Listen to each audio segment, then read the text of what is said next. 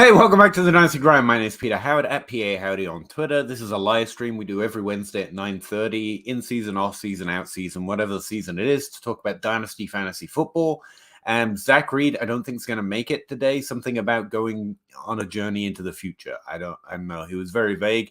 But we do have Russ Fisher from the Trade Addicts podcast. And if you have any questions, comments, or thoughts on Dynasty in general, drop them whatever comment box is on the streaming platform you're watching on. We're live on YouTube, live on Twitch, or you could be watching this after the fact. And even if you comment on the video there, I'd be happy to bring it on. In fact, I had some DMs this week of people who were interested in having their teams looked at, and I thought I'd try and get them on the show this week as well. So I'll try and fit that in if there is a lull. But yeah. Let's talk about Dynasty. I finally did my first round of rookie rank, so I'm somewhat ready to talk about rookies, although I will keep the little asterisks on ready just in case I want to change my mind, because I'm like that. I like to change my mind, especially on rookie ranks. Well, let's go.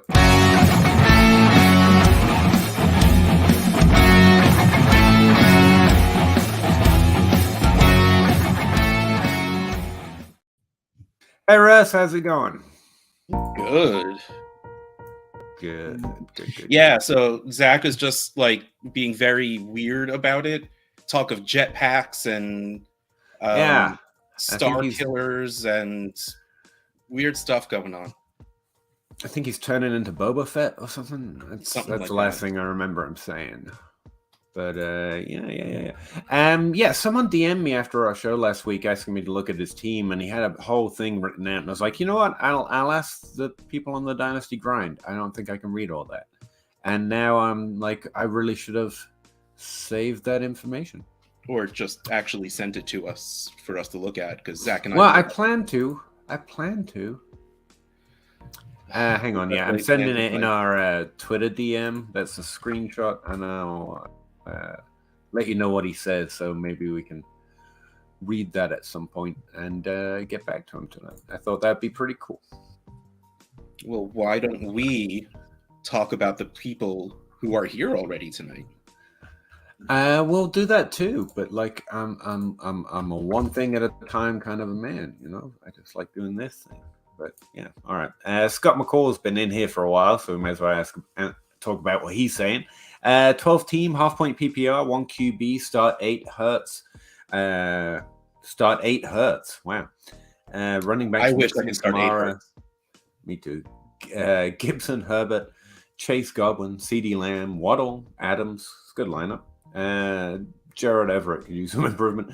No 23 picks, 224 first, but feel like I need to grab a running back one to make a run. What do I do? You tell him. You tell him, Peter. I don't know. He doesn't need nothing right now. You don't need things, you need value. And you have several running back ones on your team. They're just old. You want shiny, happy running back ones. And tough. They're the expensive kind, and it's as late as possible to try and get some of these rookies, so it's not the time. There is Rashad White. I think he's... either really misranked or really undervalued in Dynasty right now, according to DLF rankings and ADP. He's somewhat young, could be somewhat shiny again next year. Yeah. I wouldn't mind sending a trade offer on him. Outside of that, you're just playing a value game. What I would try and do is try and trade Kamara and Mixon as best as I can to get into the top 5 in this year's draft. But I am pessimistic on your chances, but give it a shot. Yeah, Man, I would find a Breece Hall owner and see if you can throw Mixon and Kamara. Maybe even throw in a 24 first to go get Breece Hall and something else coming back. But the real answer is it's January. You're not setting a lineup for close to 8 months. Don't worry about it. All you're doing right now is trying to amass as much value on your team as physically possible. So when we are getting to the point where you need to worry about your lineup, you can afford to then use that extra value to go upgrade whatever you need. And if we were setting lineups today, your need would be tight end, and I would like a better running back, especially in start 8. Mixon, man, if Mixon is what he was 2 years ago, you'd be great. If he was what he was last year, you are not going to be great. So and maybe Herbert gets the Bears job, and you're fine. Like, there's no reason to go do anything drastic right now. Don't be crazy and try and trade into the 23 draft unless something very nice deal-wise rolls your way.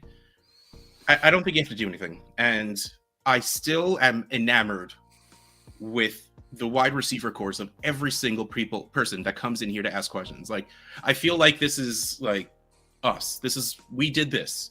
We talk so much about how much we love wide receivers that everyone goes and builds these beautiful wide receiver rooms. But it's don't worry about it now. Go and trade for a big guy later. Like, wait for right before the season starts and throw like all of your depth to go get Christian McCaffrey. Saquon Barkley, both are going to fall as young ones come in a little bit. I think we're going to start squinting at them. Yep. Yeah, those are good names for later. Ryan took over an orphan team, 12-team Superflex tight end premium. He has Algier, Dobbins, Breece Hall, Lamb. Those are in the wrong order, by the way. It's Hall and then the others.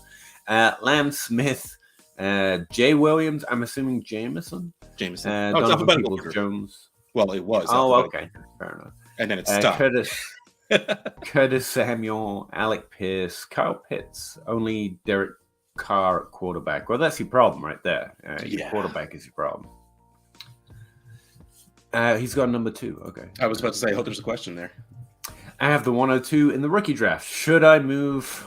Should I move that for a quarterback or draft either Stroud or Young? If moving for a quarterback, who would you target with that pick? Right now, I think I have. I think I favor either. Honestly, I don't have a lot to separate the two, or quarterbacks in general. But I think it's Stroud right now. But we'll have a lot better idea of that after the draft. I think draft capital and landing spot is going to play a role in that. But I think I prefer Stroud a little bit. But either's great. And yes, you should take a quarterback at the 102, assuming Bijan Robinson's gone. You're in Superflex. Take the quarterback. There are 2 great wide receivers I really want, but I'm not passing up either of those quarterbacks for them. It's funny. It's such a weird situation where, assuming Chicago drafts the first pick, because assuming trade is always tough, even nowadays where it's a very trade-happy NFL, which I love. But let's assume Chicago uses their number 1 pick, assumingly not on a quarterback. That means the Texans are going to make their choice of Stroud or Young.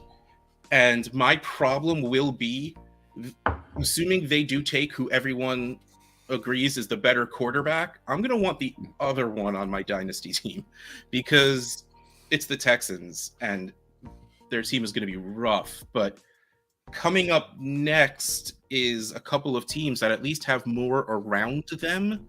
Do I still have it open? No, I closed it. Hold on. Let me pull up the draft order real fast because like there's a lot of QB needy teams that have decent situations around them. Yeah. Indianapolis at 4. Like, imagine if Stroud or Young goes there and they walk in. That'd be an amazing landing. To having Pittman, Pierce as the deep threat. Paris Campbell was staying healthy a little bit. It's just a good team that, despite how much we go up and down in our opinion, I think overall, relative to NFL teams, it's fairly well ran. And like, at least since Andrew Luck got destroyed. Yeah. After that. That's the fun weirdness of those 2 quarterbacks to me. But also, if your team, hold on, what was the rest of his team like again? It's okay. Breece Hall and some running back 2s, including Dobbins. Wide receivers look good with like Waddle, Lamb, Devontae Smith. Yeah, honestly, go quarterback. Try and see if you can get anything for Dobbins. I think that's your first move.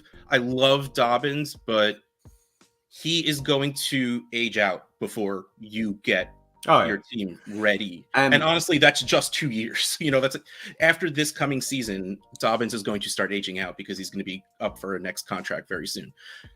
But hold on to Breece Hall unless he's the running back 3 even while he's still injured. So if you can get running back 3 prices for him, that will help your rebuild. But I also wouldn't hate holding on to him. If you can Jameson Williams down, Algier, Dobbins, Jameson Williams, DPJ, Pitts. If you can get real trades for any of those, you can build yourself a nice core around Breece Hall and CeeDee Lamb and Devonta Smith and So I whatever think quarterback. Hall, Lamb, Smith, and Pitts, like that's a all-star dynasty team if you can build around them. And you should take a quarterback at the 2 spot, probably. I'll leave asterisks on it until we get to draft time. But like the other dynasty thing is you throwing shots at situations their values changing where maybe it's a little uncertain and people get a little too certain. Like, what's Brock Purdy cost? See if you can get Brock Purdy trade with some of those people that I was just mentioning. Not because you believe in him, but because we don't know. Or maybe Trey Lance's value is tanking in your league because Brock Purdy's doing pretty well. That try and take advantage of that window because we don't know. It doesn't look great, but I mean, they did invest a lot in him, and he's probably easier to trade for now than he was. But it depends on what your league mates where their heads at. So that's what you're waiting for. You're looking for moments like off-season news or playoff news to try and stop and focusing that quarterback position. Because top of your wide receiver bench is excellent. Top of your running back bench is honestly pretty excellent. And so is your tight. Like that's where you've got to go in Superflex first anyway. But where all the other spots have studs already, and I would just be looking to take advantage of those windows. Jonathan, you know what I kind of love though? Real quick. What I love and what I will try to do, because people still don't really understand what the tiers are right now, is if you have the 102, trade back to the 103 and get like a strong second on top.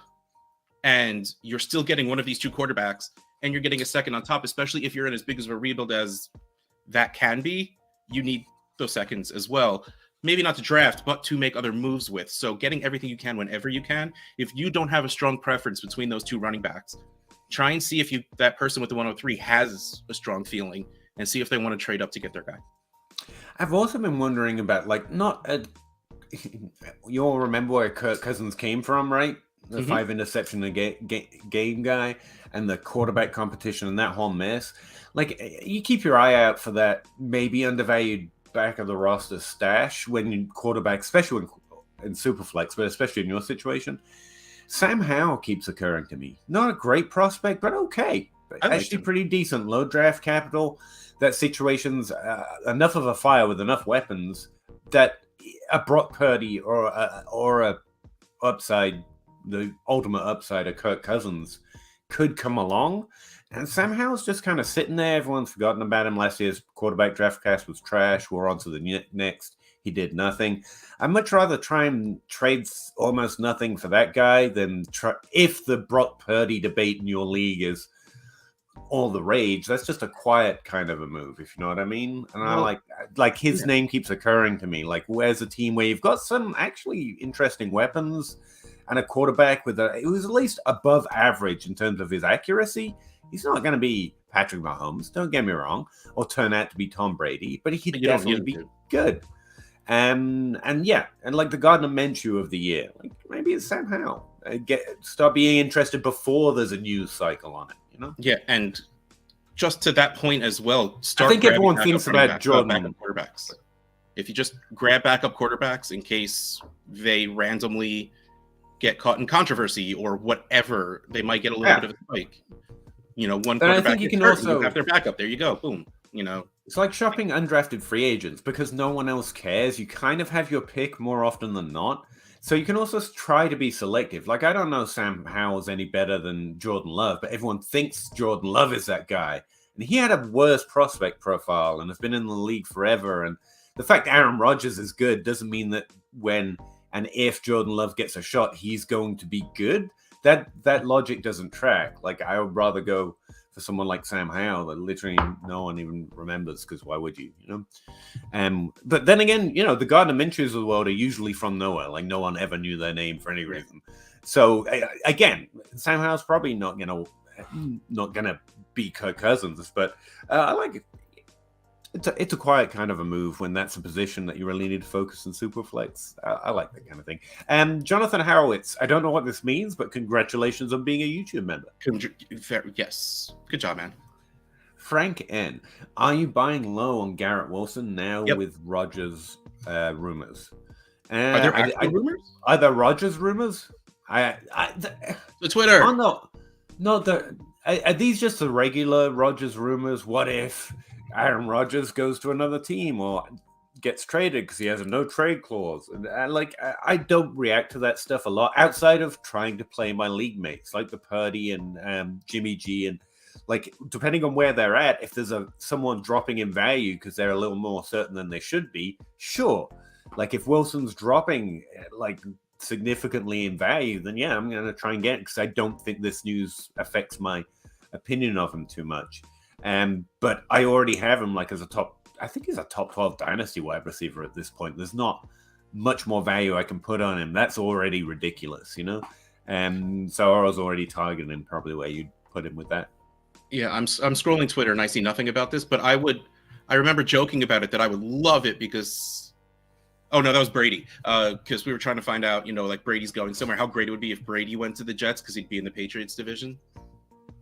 I'd personally rather have Wilson than Olave because I like them both a lot after the rookie season, and Wilson is consistently ranked under him, so that's a nice little flip. If I can get that flip, I can do it. But the only player that I think is like maybe high upside and lower cost, Treylon Burks is the main guy. I think Jahan Dotson's gonna be continuously a little underrated. I don't expect anything like those from him from those other players. We had a really good rookie season, and we're kind of just we don't want it. And so for a second round pick or a second round pick plus something I don't mind about, I think Dotson's a more interesting sophomore candidate at value than most of the others right now. I don't think he has the upside of those other guys, but yeah, I really think everyone doesn't think he's going to do anything, and he did a lot already. No, he ran over 30 routes a game, which is significant. He was on the field a lot. He got a lot of volume, even if it didn't result in targets. But who can blame you when they won't put Sam Howell on the field? You know, I mean. But that's where I'm at. I think the team's already incorporated him into his offense, and I think he did fairly well on it. So that's going to continue.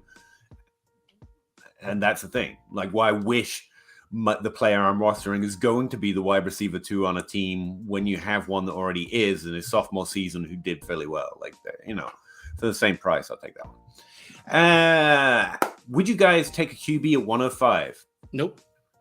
In a Superflex? No. I have Carr and Sam Howell, 1 QB league. And no, don't take a quarterback in the first round of a Dynasty starter or a rookie. Sorry, I'm assuming this is a rookie draft since you already have Carr and Howell. Yeah. Like, just no. Actually, you know, Stroud and Young could be a Lawrence. They both have those kind of solid profiles, but there's just too much in this draft to give it up for what you need on your team. What you need doesn't affect who you should draft. You take JSN and Addison, one or the other, or Gibbs if he falls there, and then, you know, in 6 months, someone will be dying to give you a Stroud or Young plus for that wide receiver, assuming they're going to be as good as we think. And that's the way you try and play a rookie draft. Tyler Reeves, Ramondre Bateman, and the 110. 110's an interesting range this year. Or Judy. 105. Judy side. 24 second. I'm not. Judy and Bateman, I'll take Bateman straight up. They're close enough for me to completely take the Ramondre 105 and the 105 for Ramondre and the 110 and the second on the side. I would. I want in the top 5 in this draft specifically. Especially in a super flex. I mean, if you want to cross out Bateman and Judy, because to me they are close enough. I'd rather have. Judy. I mean, we disagree, so we'll just call it even. I'm so happy that Greg Roman's gone. Like, don't like to see a human being out of work, but that man just needed to leave Baltimore. So maybe that offense gets a little better for Bateman, but let's just still cross them off. Ramondre in the 110 or the 105 and a 24 second. I'll take the 105 and a 24 second. Yeah, I'll take the 105. Yeah. And the 24 second. I hate trading away Bateman, but that's a better. The top 5 in this draft matters, especially in Superflex. You got the 2 quarterbacks. You're going to get one of those wide receivers. Solid, like as good as, to my eye, as good as a Lawrence profile. We don't know the landing spot, et cetera, et cetera. You got at least 2 running backs in the you don't let them slip past the 5, and 2 wide receivers. We're already up to 6. So if you're in the top 5, you're getting like a blue chip rookie prospect. Yes, that's the difference. That's a difference maker. Now, don't get me wrong, Ramondre's getting a little too much shade because he's a New England running back, but whatever. It's a running back. This is a season to trade him to try and go for that upside. Yeah, and you're going to get a better running back in the top 5. Outright better. Outright better. There you go. If you end up taking one of those running backs. Oh, man. I've gone like a couple of days without this happening to me. Sorry. It's something about me, I know. It Andrew, is. hey, got my notepad out. Looking forward to rookie ranks. Big time, guys. Yeah, I should stop titling these shows because I have to set them up beforehand, and I'm always doing rookie ranks or just write the Dynasty grind and the date. Russ doesn't even do ranks, but yeah, I am at a place where I can actually answer some of my opinions. I don't think you're going to like my Quentin Johnson opinion, mainly because I was a little unfair to him, but the love is so strong. It's just my nature to pour on hate. Too long didn't read Quentin Johnson because I'm pretty sure, Andrew, you've mentioned him. You've also mentioned Hyatt. Quentin Johnson is a great prospect. He's solid across the board. Like, if there wasn't so much, he's better than JSN and Addison noise around my little bubble, I'll be really excited about him. But there is, and I just don't think he's quite that. He had an ADOT that was significantly elevated. His last season is really where most of his numbers come from, and he got a huge boost in ADOT. Now, that's not a bad thing, especially when you're looking for an extra player that plays that more dynamic, alpha NFL role. But it does mean his numbers come from a type of player where you expect larger numbers. Now, he got a lot of those, like 30% of the team's receiving yards last 2 years, I think, but only 20% of the team's touchdowns. That's not a red flag. Too many touchdowns without the receiving yards would be bad, actually. But if he's playing a Demaryius Thomas role, a Calvin Johnson role, there's a high expectation on those numbers. JSN and Addison aren't playing that role, and their numbers are phenomenal relative to a smaller ADOT, a less X-type role. His numbers look good compared to theirs, and he's playing that out. That's just a little bit different. Again, the too long didn't read. He's very good. Like, he should be the wide receiver 3, but I've got a big thing about Downs right now. I think people are going to not like him because he's a slot guy. I'm guessing he's got like an 8.7 ADOT. But he was phenomenally productive. Talk about Quentin Johnson getting so much air under the ball and having 30% of the team's receiving yards. Downs was doing that with half the amount of air under the ball. That's what I mean about the difference between like Johnson and Addison and JSN. Mm-hmm. But if you like him, I see why. He looks good.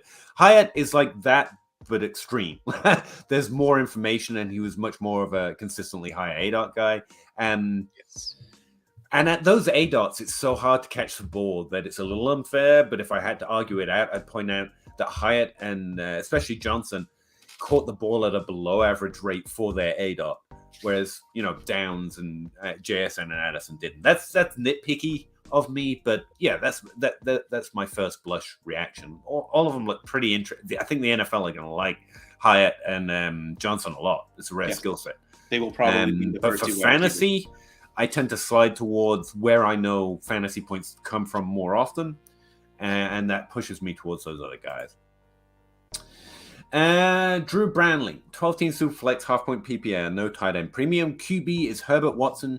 Running back is JT Rashad. Good running backs, man. CeeDee Lamb, London, Burks. It's a good team. Deontay, undervalued. Dotson, there you go. You've got like a really good core here. The all Peter team. Tight end sucks, but I mean, you can't have everything. It's fine. My tight ends suck too.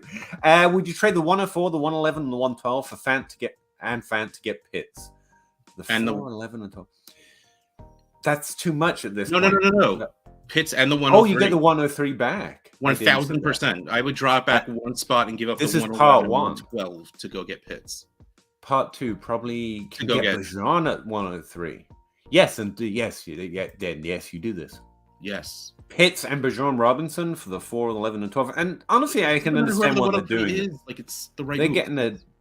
They're getting a pretty good depth in a good class. I understand that, but especially with your team, yeah, you can make that move. Yeah. That is absolutely the right move.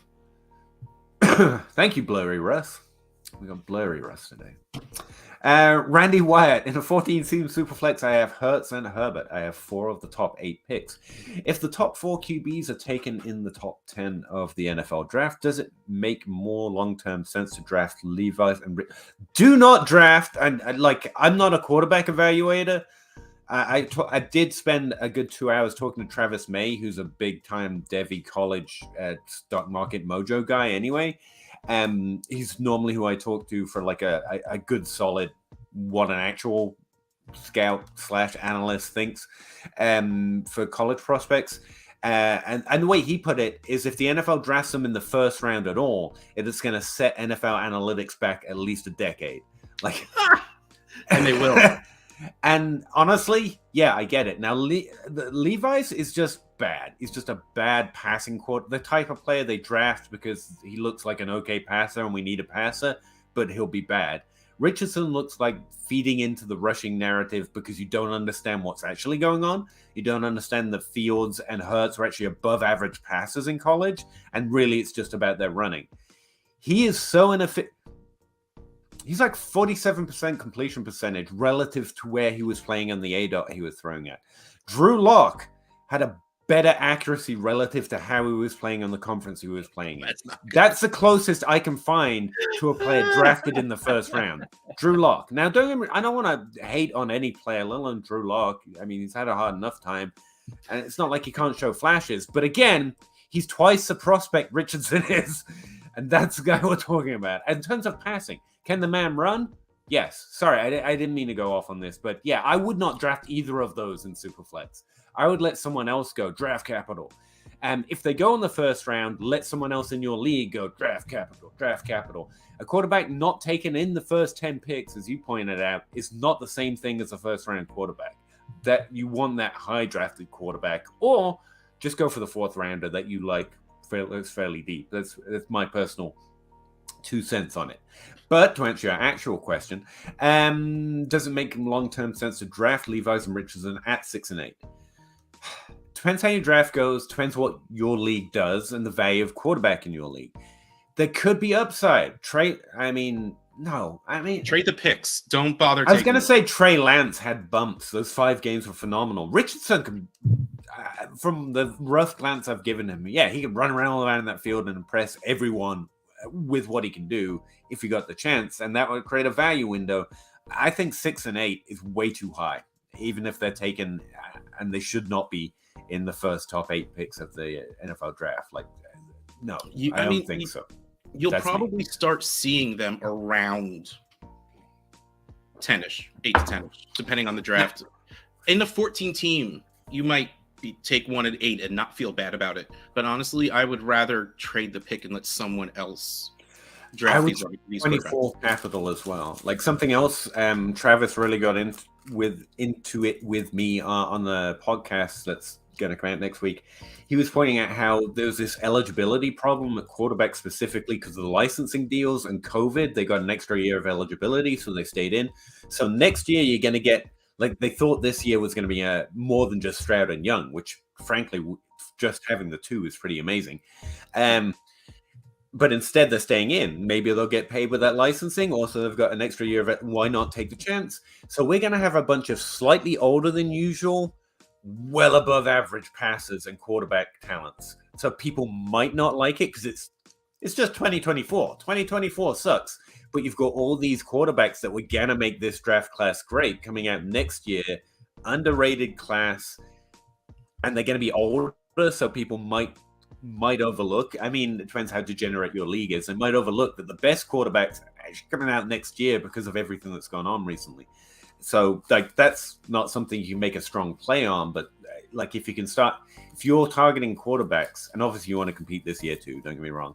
But next year is a really interesting place to try and get draft picks to get quarterbacks. What's really fun, I got a trade offer today of Gabe Davis and a bad team's 24 first for the 102. Yeah, and that's the dream, right? I reply, I think I might value the 102 a little bit more than you do. And this is the reply I got. Let me hold on. Let me go into my trash folder because that's where this belongs, and because I just deleted it. Given that the 2024 QB class is considered much better than this year's, I think an early 2024 pick has quite a bit of value. Okay. There are so many things wrong with that statement, but he agrees with you at least. We're going to get some good quarterbacks. To be fair, I can't find a fault with Stroud or Young. I'm pretty amazed that this is a bad version of the 23 quarterback class because having two prospects is clearly that good from my perspective, and I don't profile quarterbacks very much because they're very, very tricky, and I'm probably very, very wrong. But like, they look great. And I'm not hearing a lot of actually they're bad from the tape community either. So they're probably actually pretty good depending on landing spot and draft capital. And the fact there was meant to be more of them in this class is actually pretty wild. But yeah.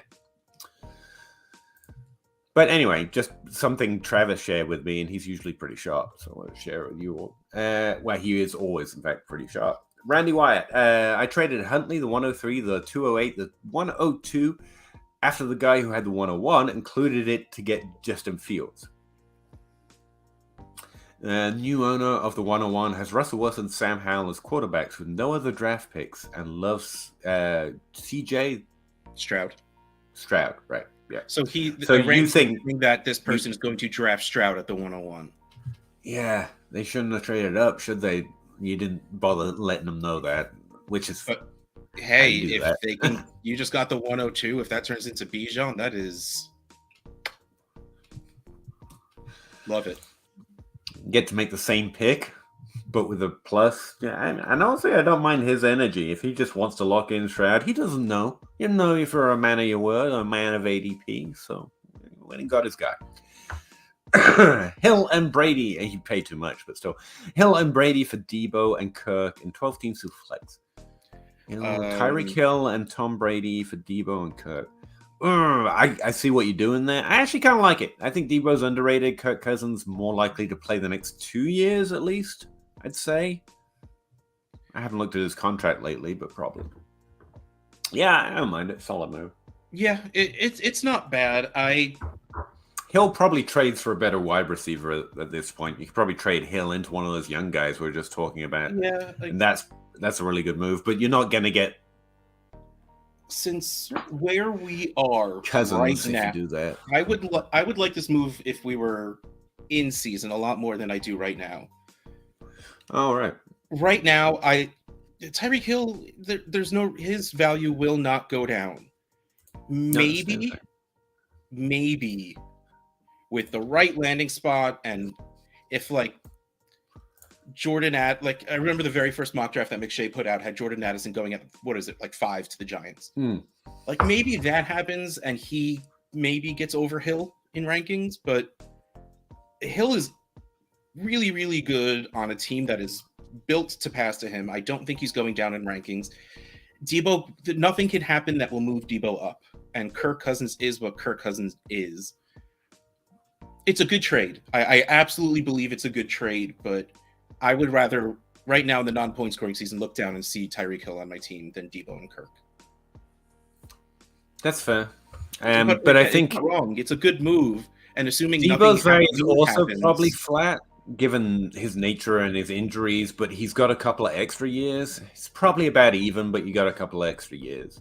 In that Hill's more valuable, but you get maybe an extra year or two of it. And Kirk's, I definitely think the play for the next 2 years. But so it's probably a pretty flat trade, but I understand it. I don't mind it at all. Yeah. And again, if Debo stays healthy for any stretch of the time, it's probably going to look like a great trade by week 8. You'll have both will be wide receiver ones, and you'll have Kirk instead of maybe Brady isn't even playing. Who knows? So it may look great mid-season. Hurricane Lane, 12 team Superflex start 9, 4-point passing touchdowns. Mahomes, Chris Godwin, and a 24 first, or Jalen Hurts and AJ Brown. Jalen Hurts and AJ Brown. Yes, I think so. I mean, yeah, I know. Like, I get I it. want I get, Mahomes.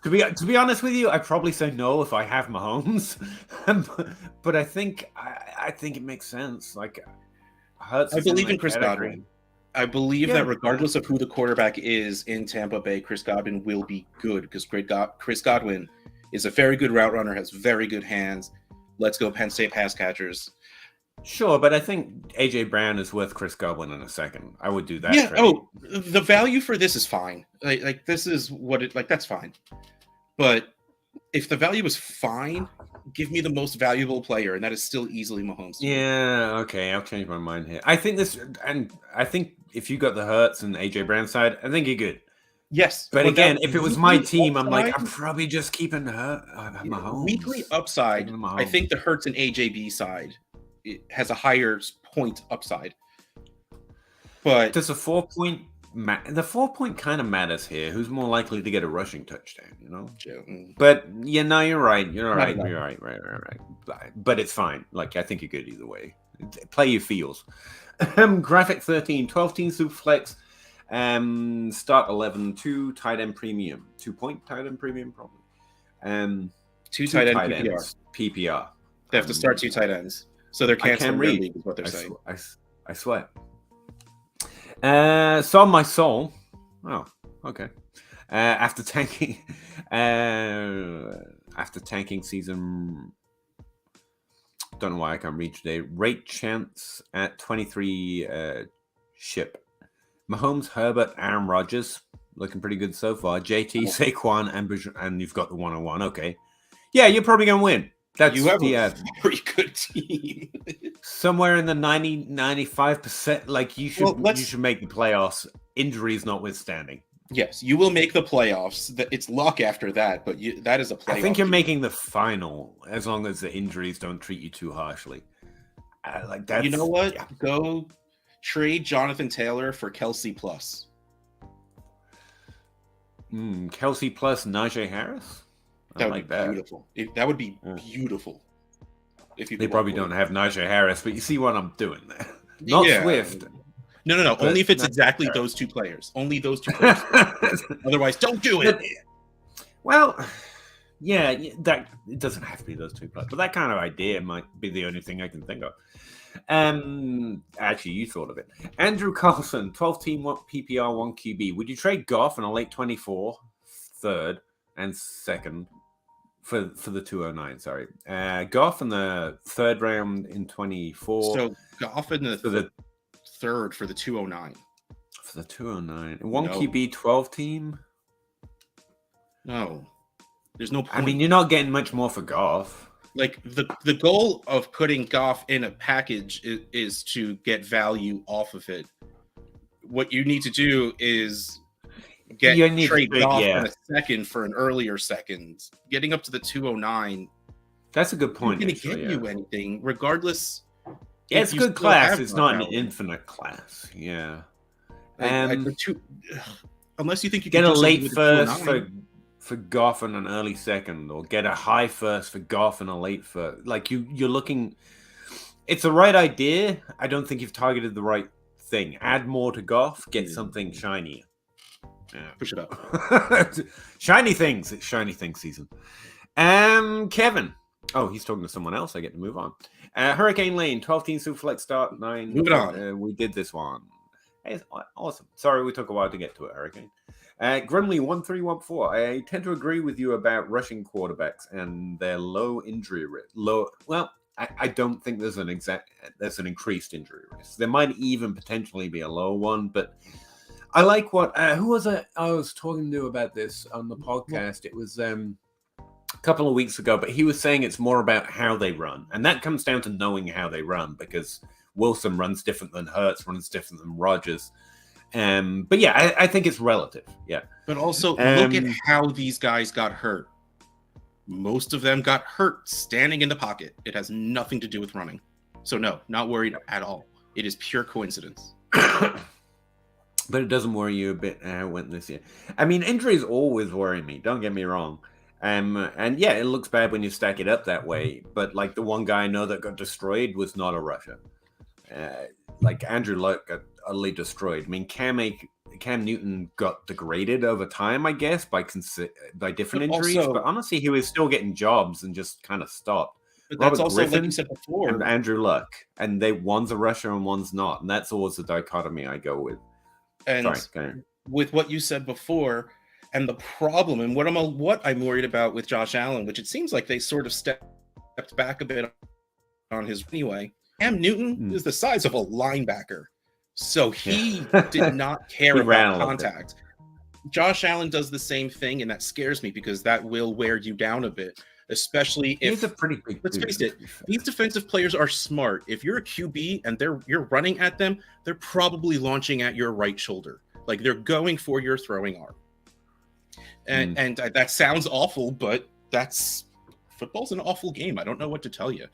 But yeah, like running has absolutely nothing to do with QBs getting hurt. It just doesn't.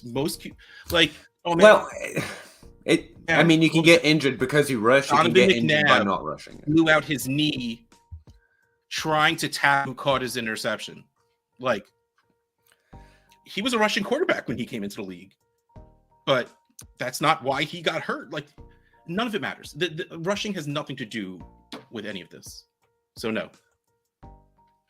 Sven, 10 teams with flex PPR, start 11. Currently have Herbert, Jackson, Murray, and Lance. Okay. Yeah. An owner offered me a random 25 first. For what? Should I take the offer? What should I be doing with Lance at this point? Is that? I don't know what he was offering that first for. I wouldn't take it straight up for Lance. I wouldn't do that. No, it's gonna go up again at some point. Lance came in. Oh, the Superflex ADP actually came in. It technically shouldn't matter in positional rankings, but it makes sense to do it anyway. So let's go to Superflex. All right. And hit the quarterback button. 25 is a good class to target, I think, Sven. But it doesn't matter. It's the same thing. Trey Lance is meant to come cheap. QB 13. You should be getting more than a 25 first for the QB 13. Yeah. Just like taking a name out of it. No, there you go. Yeah. You should be getting more. It's not enough. It's just not enough. Wait, just because you have the offseason's going to happen. Brock Purdy won't win the Super Bowl. I mean, maybe he will. I think that would be fun. But yeah, I think Lance is very going to. And if it doesn't go up from this, then just have Lance. Honestly, there is more than a decent shot that he is what we saw through those last 5 games of his rookie season, and you'll be pretty happy with that. Real Misfit Toys, 12 team Superflex. What side you on? The 23-102 or the 23-202? Nope, I get 23-202. Or Deshaun Watson, the 302 and a 24 third. I think I just want the 102 here. I want the picks. Yeah, you're going to get Stroud or Young, gets you out of an older quarterback with questions and ickiness, if that matters to you. And you get a better... You get a second round pick for yeah. I just take the 102 here. That's me. PPR rebuild, Calvin Ridley or Bateman? Oh, that's nasty. I hate you. Oh god. Oh, sober money. I hate you sometimes. Oh, I don't care what it is. Just go take Calvin Ridley. Rob, my mouth a little bit. More. Same position trade, old guy for young guy, but the old guy's got the upside. I mean, it's Ridley. It's Ridley, but don't do this trade. Find a different trade. If they want Bateman, no, he would get Bateman. Oh, then you just keep Ridley. No. I don't do this. Honestly, just Ridley is going to keep going up in value. He's not like he's going to be worth the mid-first ever. Well, maybe he will if he comes back and he starts balling like he was before he, stopped feeling like playing. But yeah, you hold on to Ridley for now. He's gonna gain value. I get you want to get younger because you're rebuilding, but this not like this. That's just. I like both these players. I think they're both good. Bateman's upside is not Calvin Ridley's upside. That's built. That's a different kind of upside. Age matters, Dynasty for value, but. No, Russ is right because Ridley's going to be more valued in most leagues in a couple months. The closer we get to next season, which means that if this is the price right now, then in a couple of months, despite nothing having happened, you should get a better trade technically, and also just same positional trades. Avoid them like the plague. 23, Yes. 110, and 111. Lamb. The class So is good. much lamb. It's not that good. 10 teams start 12 quarterbacks: Lance, Love, Walker, Akers, Dobbins, White. We're built different, Stefan, and that's perfectly okay. You got a good team here. I'm stacked. My worst is Hunter Renfrow. My wide receivers, I'm stacked. My worst is Hunter Renfrow or Elijah Moore. Both solid. Picks, he's got the 102, the 104. You're in a really good place right now. Actually, with this Crest coming in, you've got at least a top 12 running back in Walker. I don't know who your wide receivers are, but apparently they're good. Interesting. I mean, you do what you're supposed to do. I like your depth at running back too. That's interesting. Start 12, you need it too. Get a better quarterback. I bet you can do that with with your depth or one of your trading away one of your picks for a QB plus. It doesn't say it's super flex or anything, but yeah, that is matter. You need Lance or Love. Go get not be starters. Yeah.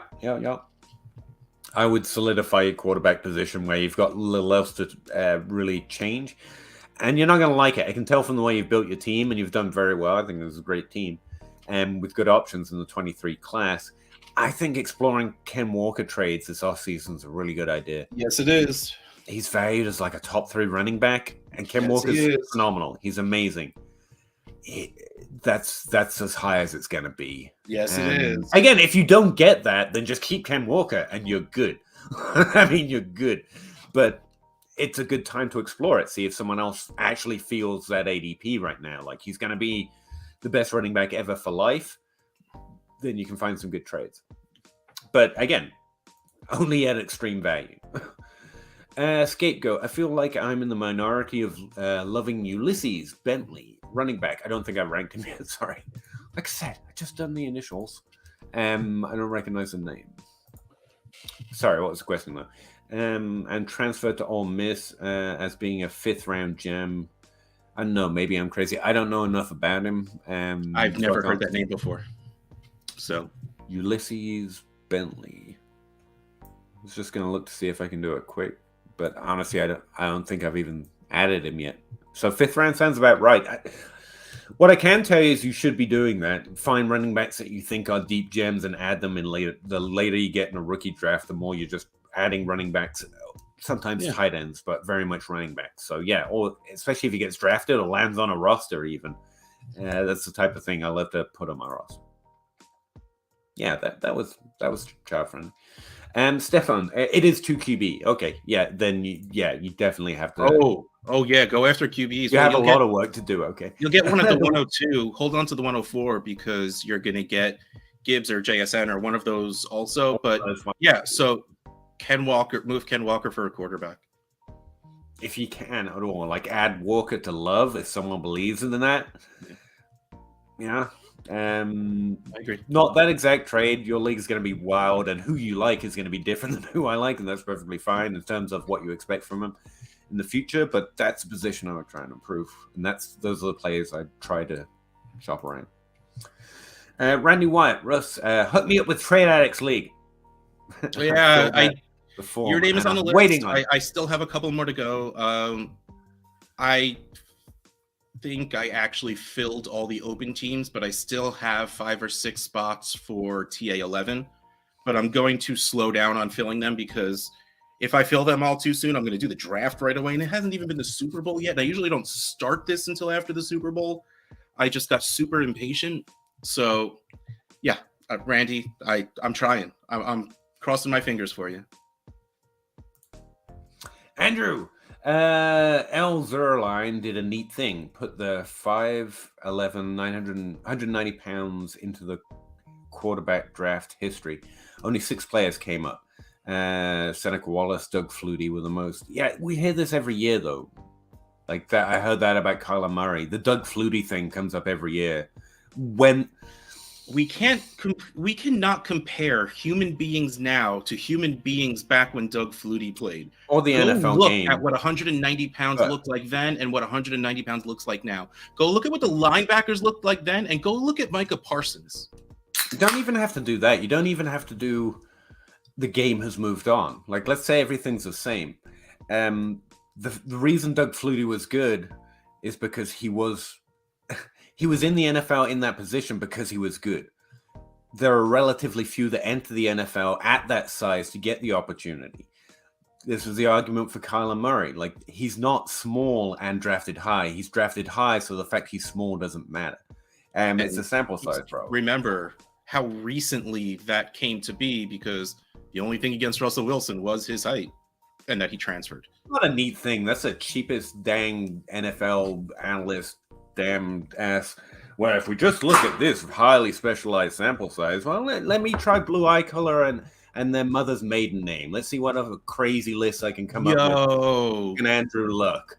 Andrew Luck's on a really small sample. That's cheap as shit, man. That's not analyst. That's we can call it like the iris metric, because iris can also be a mother's name and the color of the eyes.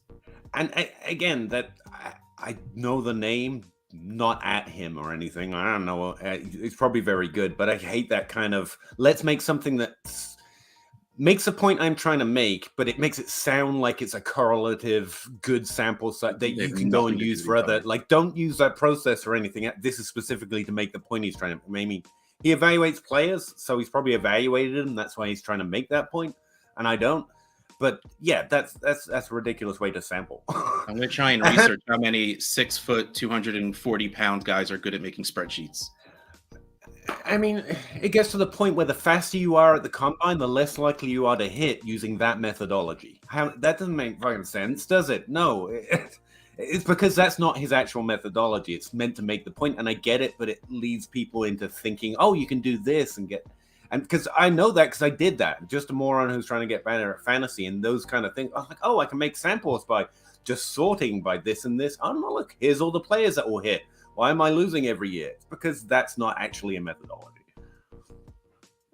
I mean, it's probably making a point that's based on something else, is what I'm saying. Marvin Cano, 10-team Superflex, 1.3, Curtis Samuel, Rondell Moore, and the 25-second, or the 104 and the 106. Which side do you favor? 104 and the 106. Love Rondell Moore. The 103 is the highest.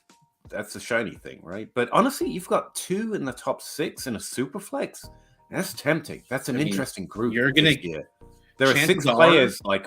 Whew, like you're walking away with 2 of Gibbs, JSN, and Addison. I will give up a rookie QB in a 10-team league. And again, those don't play out the draft. Just think of tiers. Someone asked me this in a DM, like, how do I go about deciding if to make a trade up or down? I would say you do it. Don't take mine, but if you want mine, that's why we rank and do tiers and stuff. But the way to make up your mind is to make your own tiers. Like Andrew, I know you love Quentin Johnson. It's probably in a tier by himself. So you plan out roughly, as the closer we get, where your tiers are. And if you're trading up into a different tier where you're getting at least a player you like a lot better or not. And that's the way to go about it. And in this trade, you'll be getting 2 in a tier of players that I think right now is 6 deep. In fact, it's Superflex. The quarterbacks are slightly different. Bijan Robinson and the quarterbacks are probably a tier by themselves. And then you've got this 3-player tier, and you're getting 2 of them. And so, yeah. John Love, value rising. Yeah, it's sell time. Yeah. I really hope that it's really weird just being a person who's a fan of players because they can do things that I find phenomenal. I really hope it happens for him, but what happens 9 times out of 10 trying to guess the future in fantasy, it's a good time to sell. Not real NFL. A rookie show and no Zach. Yeah, like I said, I don't know, he's invading Poland or something. I don't know. He's very, very vague. It could be anything. I want to trade Russ's first in TA9. How do I accomplish that? I don't know how to trade the 101. I need to be honest. Nothing will make me. I got an offer of. It's actually a pretty good question. People have the 101 or they want it, and if it gives them an idea of what you would think of that situation. It was like DK. Be honest. It was DK in the 110 for the 101. No. And I rejected that pretty quickly. And I go and I look at his roster, and he has a lot of really good wide receivers. This isn't Bob. This is someone else in the league. I don't remember who Bob had on his team, so that's just why I'm saying that. And I saw that he is CeeDee Lamb, and I'm talking to Bob and John Bosch about this, and Bob was like, "Oh, I would take CeeDee Lamb and the 110 right away," and I'm just like, I want to stay in the top 6. I clicked on CeeDee Lamb and DK for the 101 and just didn't send it because I knew they wouldn't take it. But that's what would make me feel good about it. And yeah, I think, like, 2 of your personal best top 12 wide receivers, that'd do it. Like, and I didn't send it because I didn't think there was a point to it, but like, I literally don't know what will make me feel good to trade away the 101 at this point. I'm not ready to. I just don't know. I think that's about it for me. It would be 2 of my top 12 wide receivers. I'd be like, sure. And even then, I'd be like, man, it's gonna suck not having Bijan. I mean, my team's very, very, very bad. Like, I earned the 101, so he turns out, and again, I've done a little bit of rookie profiling at this point, so I can say some things. Bijan Robinson's one of those easy players to write up because you just get to say what the average of great players are, and then say the best year stats of all the great players that hit, and then say, and his averages are all over those. That's it. So you have to say his averages are better than the best years in most stats of the best. The shortest write-up ever. The last 5 years. It's like very good. He that's the way Barkley was to write up. That's the way. Like sometimes it just gets made easy. Like, yeah, he's as good as people say he is. Sucks. I hate that. I'm always hoping for disappointment, but no. The other way I think that's going to be more common in that situation is to try and stay in the top 6 in this year's draft because of that tier in a super flex and get a CeeDee Lamb or an Amon-Ra St. Brown. He's a top 12 player. I think people are a little lower on. Yeah. Maybe Kyle Pitts if you're that way inclined, if you're value inclined. Bob just traded for Kyle Pitts in that league and got him on an insane price. Akers and the 110 for Kyle Pitts. Akers is interesting, but yeah. Yeah, but for Kyle Pitts. That's insane. So yeah, I'm not getting Kyle Pitts in that league. Apparently, Kyle Pitts is dead now. It's Brock Bowers' season. Yeah. Brock Bowers from now on. That's who you trade all your first for. Should I do it? Trade. He's going to give away the 102, the 103, the 110 to get Chase. That's looking good. 24 first, 25 first. Yeah. So it's 2 QB, 12 team, 2 QB, 12 team, 2 QB. Oh, that's rough. So you're going to give up. No, screw it. You go get Jamar freaking Chase. It's really tough because not everyone can have 3 quarterbacks, which means some weeks people are taking zeros in one of their quarterback spots. Has Mahomes, Watson, and Tua? That doesn't matter, but it's good to know. Yes. Wow. Because, the fact that you got them to still throw in firsts even in future years, I think I just take Chase. You got the value, and you're going to be able to pick up quarterbacks in the next year class and the era. Yeah. This is what you have to do to get Jamar Chase, and I'm surprised they're willing to give you those firsts. So I would do it. I think again, I don't profile quarterbacks a lot, but it feels like a Stroud and Young, as good as they look, like we'll have one next year and we'll have one the year, like potential, whether they hit or not, it's a different thing. Yeah. A Chase prospect is probably a little rarer even in Superflex. Yeah, you probably do that.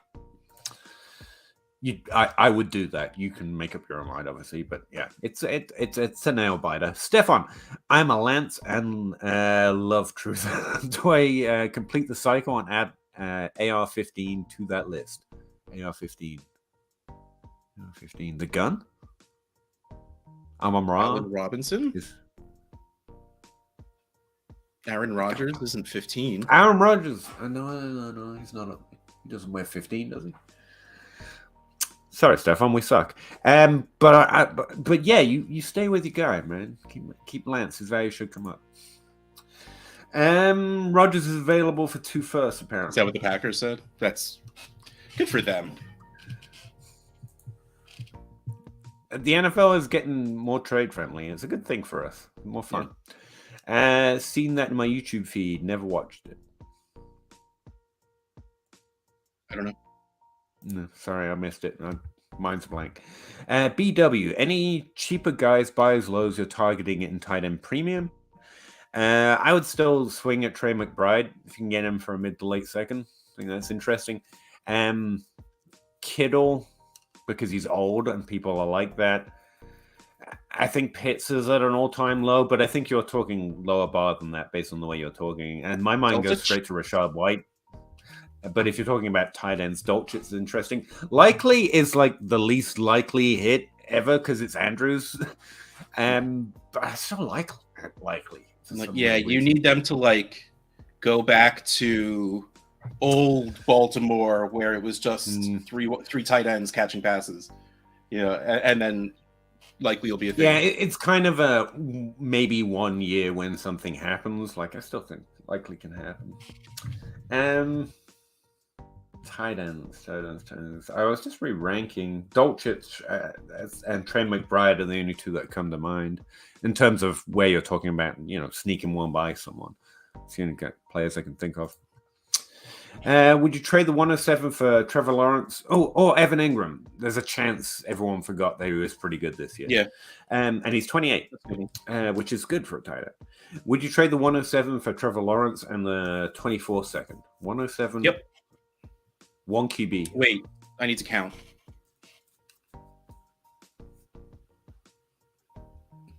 Yes. What are you counting? Players like that I care about. Oh, AR-15 is Anthony Richardson, by the way. Oh, okay. Right. I mean, if he goes in the top 10, I think he's going to go too high in a rookie draft. It's your rookie draft, you rostering players you like is fun. It's worth. Yes, this is a game. Yeah, to be fun. Go and do you, and then if it hits, you get to come back here and call me an idiot. And I'll be like, yeah, I'm pretty stupid. Yeah, we know. And it's fun to make someone feel pain, and I'm here for it. So you're allowed. Peter thrives on it. A first round pick? No, I don't like this, bro. It's not the right answer, but the fact that you're getting a second back, even if it's next year, I'm fine with it. Because I think you're throwing darts at. I mean, you like what was it? Downs you liked? Like this is where you get Downs or take a shot at Hyatt or whoever your running back 3 is. At that point, give me Trevor Lawrence, who I think will turn into a difference maker at quarterback. All right. Gavin Ferguson, the rumor is sparked by a report that Packers won't trade Rodgers to an NFC team. Yeah, I think I saw something about that on Twitter. Not in division, but they will trade him. And there seems to be more talk about it than usual. I don't have a cultural reference for you guys, but there was a show called Porridge when I grew up. It was actually an older show, but it was on reruns on Sundays when you didn't have any friends and you were just a nerd, so you sat at home watching TV shows.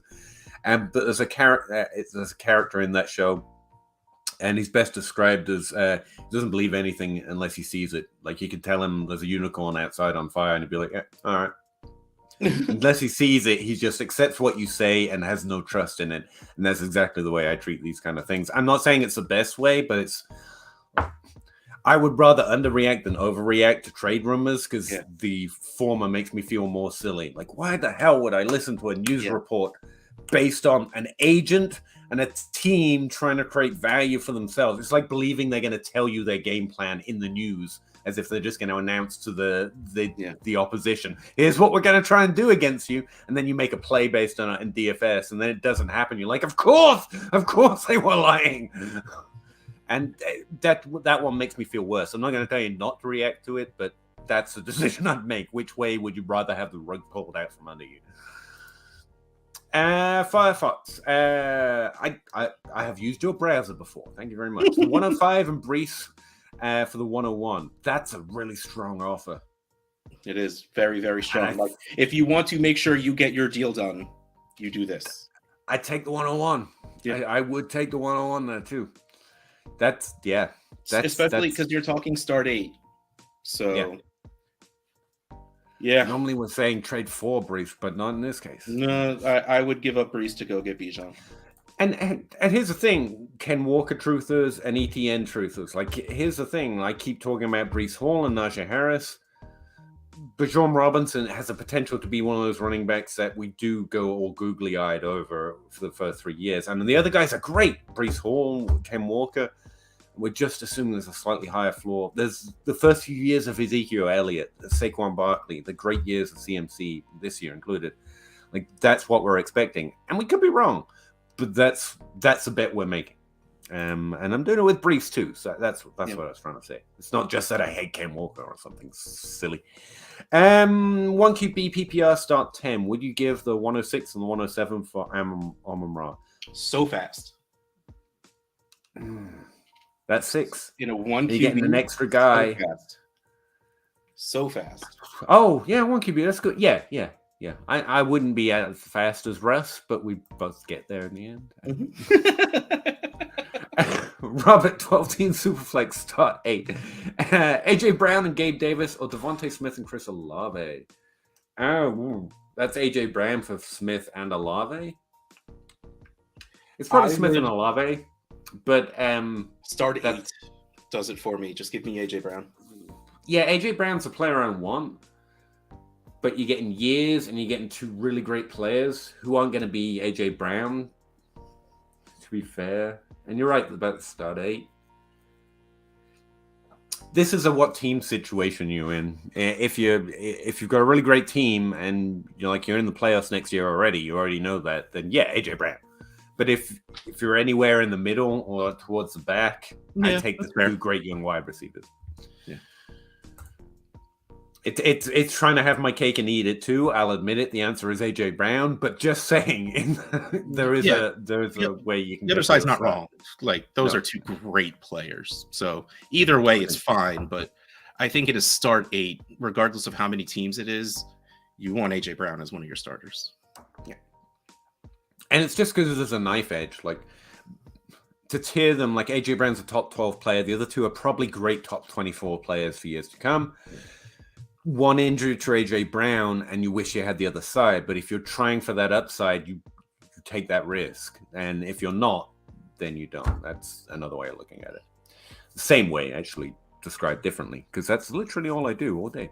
1 QB start 8, 12 team. Would you trade the 107 for Trevor Lawrence in a second? We went through this one, did we? We did. And I hummed and hawed and just said, probably do what Russ says. Yeah.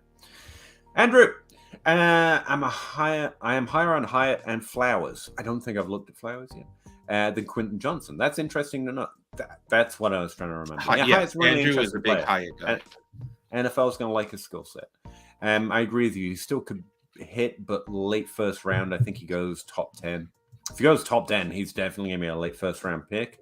And yeah, I mean, Christian Watson was a little different, but like that kind of fragility, like he'll score touchdowns and maybe we'll have a usage conversation, but he could easily impress that same way.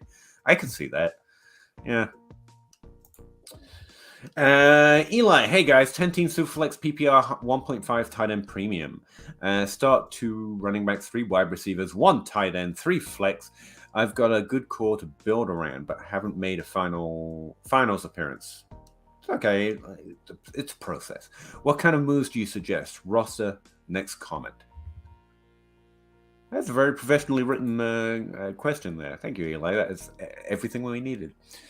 Hasn't made it to a finals yet. He got hit by injuries. ETN hit for you this year. Wow.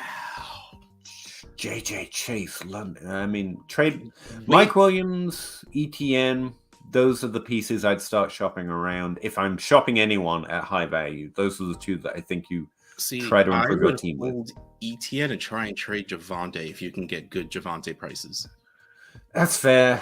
I just think his value is depressed because of the injury. Absolutely. Like that's why I said if you get good Javonte prices. But I honestly, don't think I'm scared they draft a high running back. And the thing is, they never seem to want to be a one running back team.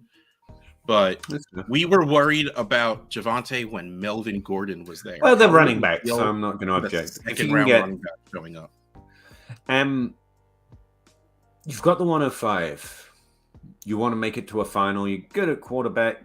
Wide receivers, you set. I would take Mike Williams in the 105. Try and get into the top 3. I think that'd be fair. Yeah. Or take ETN the 105. Try and get the 101. That's like the Brees Hall trade. Yeah. Oh man. That. Oh yes. That's a strong move, and it would be great for you. You still keep the 107. Like, you'd still take a shot this year. Yeah. So, yes, that's the type of move. Again, you don't have, if that trade doesn't work out, you don't have to do exactly that trade. But that's what you're looking for. You're looking to add a draft pick to one of these great players and go and get the player.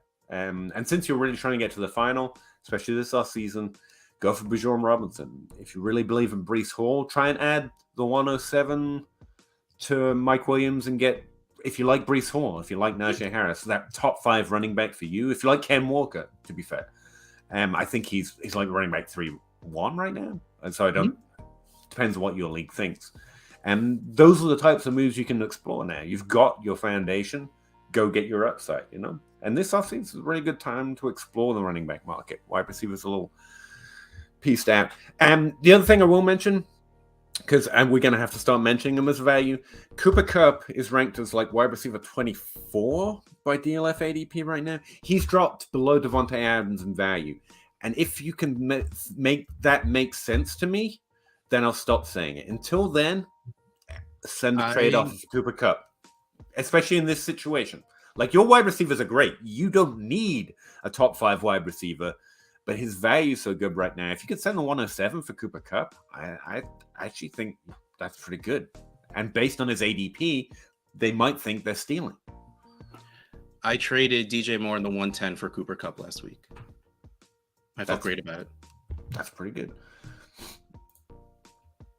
Again, I would explore running backs first, but I'm just going to start mentioning until it changes. Like, Cooper Kupp's, it's that old guy discount we always talk about and often doesn't come up because Devontae Adams is still in the top 12 for some reason, and we don't fade on Tyreek Hill for some reason.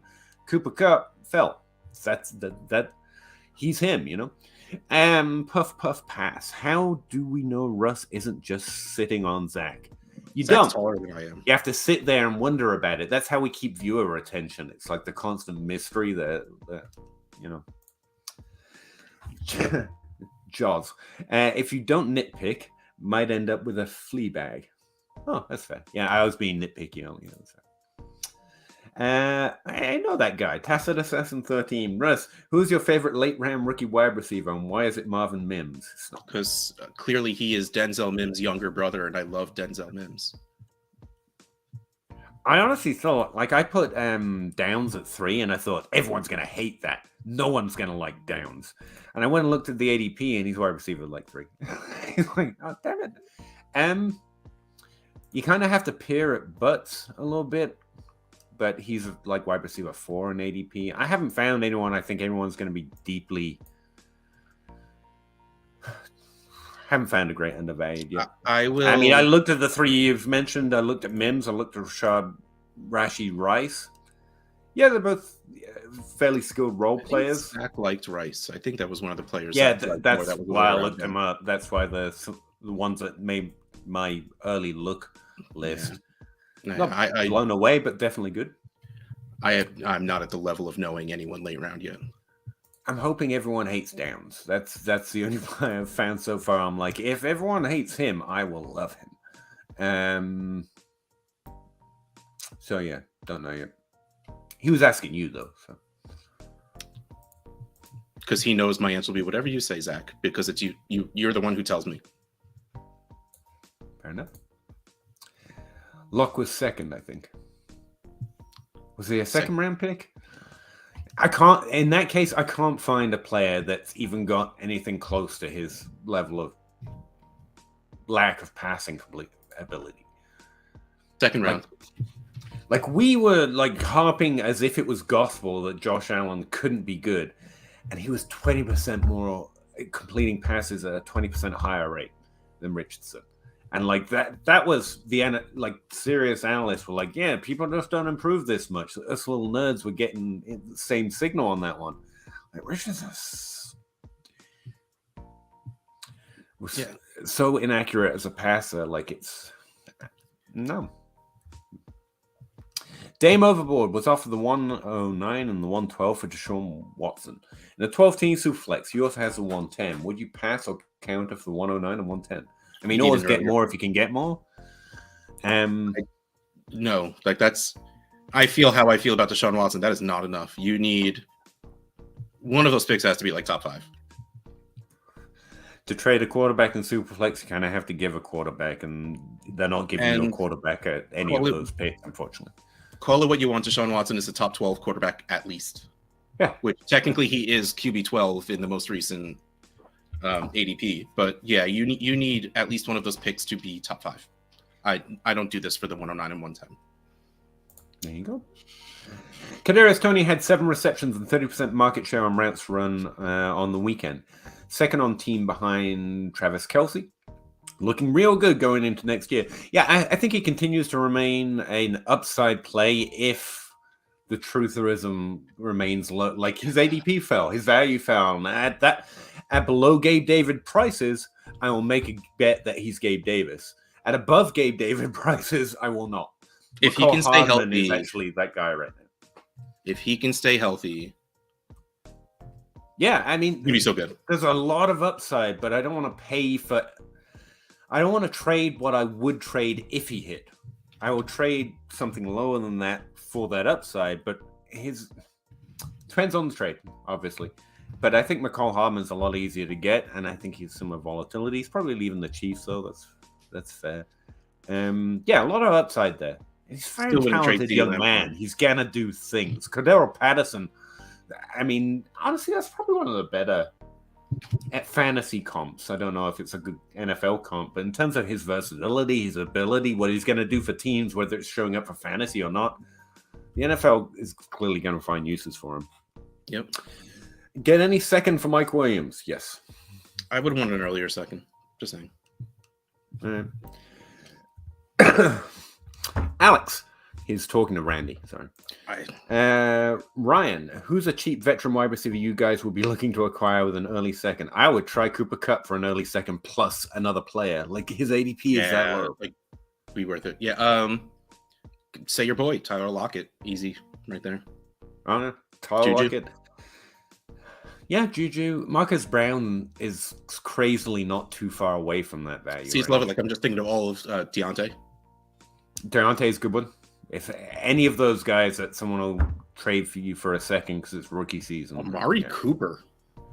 Brandon Ayuk. Yeah. There's a few this year, actually. But yeah, that's the hit list. If you are a DLF person. Calvin Ridley. Oh, heck yeah. Like, he's just actually start at wide receiver 18-ish and start going down and ask everyone. Jerry Jeudy? No. It's probably too late for that. But yeah, like, I'm out. You're out on Jerry Jeudy? Yeah, pretty much. I'd rather like we said earlier. After being a top 10 wide receiver for the last 6 weeks of the season? Yeah. Okay. Don't splits me, bro. Okay. I'll take 6 weeks and prove that someone else is a top 10 wide receiver and we'll get into it. Okay. Anthony, that man puffing on a bleezy. Go ahead. Oh yeah, and smoking. It's tobacco though. Like, chill. I'm insane enough as it is. I've never needed chemical help. Let's face it. Hidden Valley of the D, half stacked in Dynasty, 10-team 1 QB. Here is his roster. Can I find the other section of it? Yeah. Those are his picks. Advice on how to proceed. I'm really heavy on youth. I got 23 picks. Early startup. All right. So that's just what he traded away for what he's currently got. I think he's got the 101, the 103, the 105, the 106. He's got the first round essentially. And his team, Watson, Murray. It's one QB, so I don't care. Your quarterbacks are fine. You're fine with both of those. I think you can shop Swift and Connor. Brees, Swift, Connor, Rashid White. I mean, not that you need more picks, but you ARSB, Wilson, Higgins, London, Hollywood. Just go win. Like that's what I would target. I would target Jamar Chase. Yeah. You're drafting the 101 and you're taking Robinson. And I want to get Jamar Chase. I will make any picks I have left after that. Yeah. You can use Swift in packages to get Chase if that's what the guy wants. And Connor if he wants to throw in, I guess. But target Chase or Jefferson. That's you have enough. Those other value wide receivers are still on the table for you, but you've got so much that I would make sure I lock in the great things. And then I'm like, oh, what does if you like Tony, what does a Tony owner want? Just for that upside at the back of my and that's what you do. You just make a shopping list of what you want your team to look like, go from top to bottom. Don't give up the 101. You're drafting that because you want to win next year.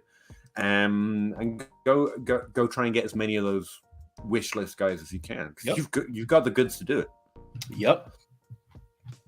Damian Pierce with 107. 107. I don't care about any details. 107. Yes. Carl just traded the 102. Hodgins. Do I know Hodgins? The Giants wide receiver. Oh, right. And a 312. So the last pick in the third round. So the 102. For the 105 and Chubb. That's good value. So is it a 1 QB? Looks like it. He has a 101, so you're drafting that, obviously. Well, if he's trading the 101 for a top 8 QB, then it has to be super flex. And if you're trading the 101, it should be for top 5 QB. Yeah, target top 5 if it's super flex, especially. No, actually, outside the top 5, the quarterbacks don't matter on a 1 QB. So target a top 5 QB no matter what, especially for the 101. He traded the 2 for 5 and Chubb. That's solid. That's solid. It's a little lower, maybe in a super flex, if this is a super flex. I would rather have taken Stroud or Young and have Robinson than be trying to make these moves. But if you're building, I can understand it. You're trying to spiral trade or whatever Russ calls it. And Chubb's going to be good again. You're going to be fine. So, yeah, I get it. Yeah, it's not bad. You guys are how far behind? Only 50 minutes now. 50 minutes. Thanks. We were actually like 20, 30 minutes when Zach originally said that. Hey, we're doing pretty good tonight. It's like someone else slows us down normally. I don't know. Captain X, 10-team Superflex, start 9. Give the 108 and the 205. Get early. Early? Get an early. I thought that was a player name. At 24 first. You don't know that yet, but all right. And Claypool. No, I don't want any of those things. I want the 24 first, actually, to be fair. But give me whatever Claypool is in value. I don't want Claypool's just enough. Yeah, I wish it was something better than Claypool. Like, get rid of the 205 and get something like, or like, I don't know. Like, there's Claypool isn't worth the 205. So this is just trading the 108 for a random first next year, and you're meant to have a plus. Yeah, so, I want something better than Claypool. So that's just what it comes back to. Like, I don't care what the 205 or whatever. I just need something better than Claypool coming back. And he's already got Robinson. The 104 is going to be a real solid pick this year. Tell you what, you can take the 10 and the 8 and go pick a really great player that you like. Those two all get a 24 first and an undervalued wide receiver. Like, if you like Marcus Brown. Yeah. If you like, I tell you what, if you like Tony, you get Tony and a 24 first and something else. If that's your particular flavor, like, you could do a lot of things here. And that's just not exciting because you're you're actually losing value in my opinion, and you're minimum trading across, and I don't see the reason to do it. Your head's in the right place when you get past that area of guys that nothing's a sure shot, but like when you get out of the good tiers in the first round, the right move is to aim for next year going back, but you want a strong second also on top of that future first. Deontay Johnson, you're giving a second and getting Claypool. Yeah, get Donald Mooney. At least that has upside. Claypool he'll have some gains. He's not a bad player, but he's not a fantasy thing. Maybe Mooney. Don't pull that face, Justin Field lover. Zach, 5 years into Dynasty, 10 team, 1 QB, half-point PPR, 30 roster spots, 2 places on his taxi squad, 5 IR spots. Quarterbacks got rostered and traded somewhat like Superflex, but it's not. Yes, QBs are still valuable in their league. That's interesting. You go the opposite way. Value no quarterback unless they're top 5. That's the way I do it if my league is that way. I own 4 firsts, 6 seconds. Should I be drafting QBs higher than normal? It's difficult because you should adjust your league. And if you know Stroud is going to trade for what he would in Superflex, then yeah. But I tend to go the opposite way. If someone's going to let running backs and wide receivers fall to me because they're going to overvalue quarterbacks, I will take that.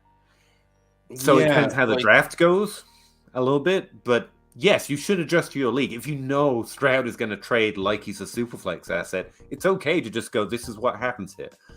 What I say or this dummy says or what ADP, doesn't matter. You know your league better, right? Yeah. So yeah, you can adjust like that if that's in fact true. Yeah.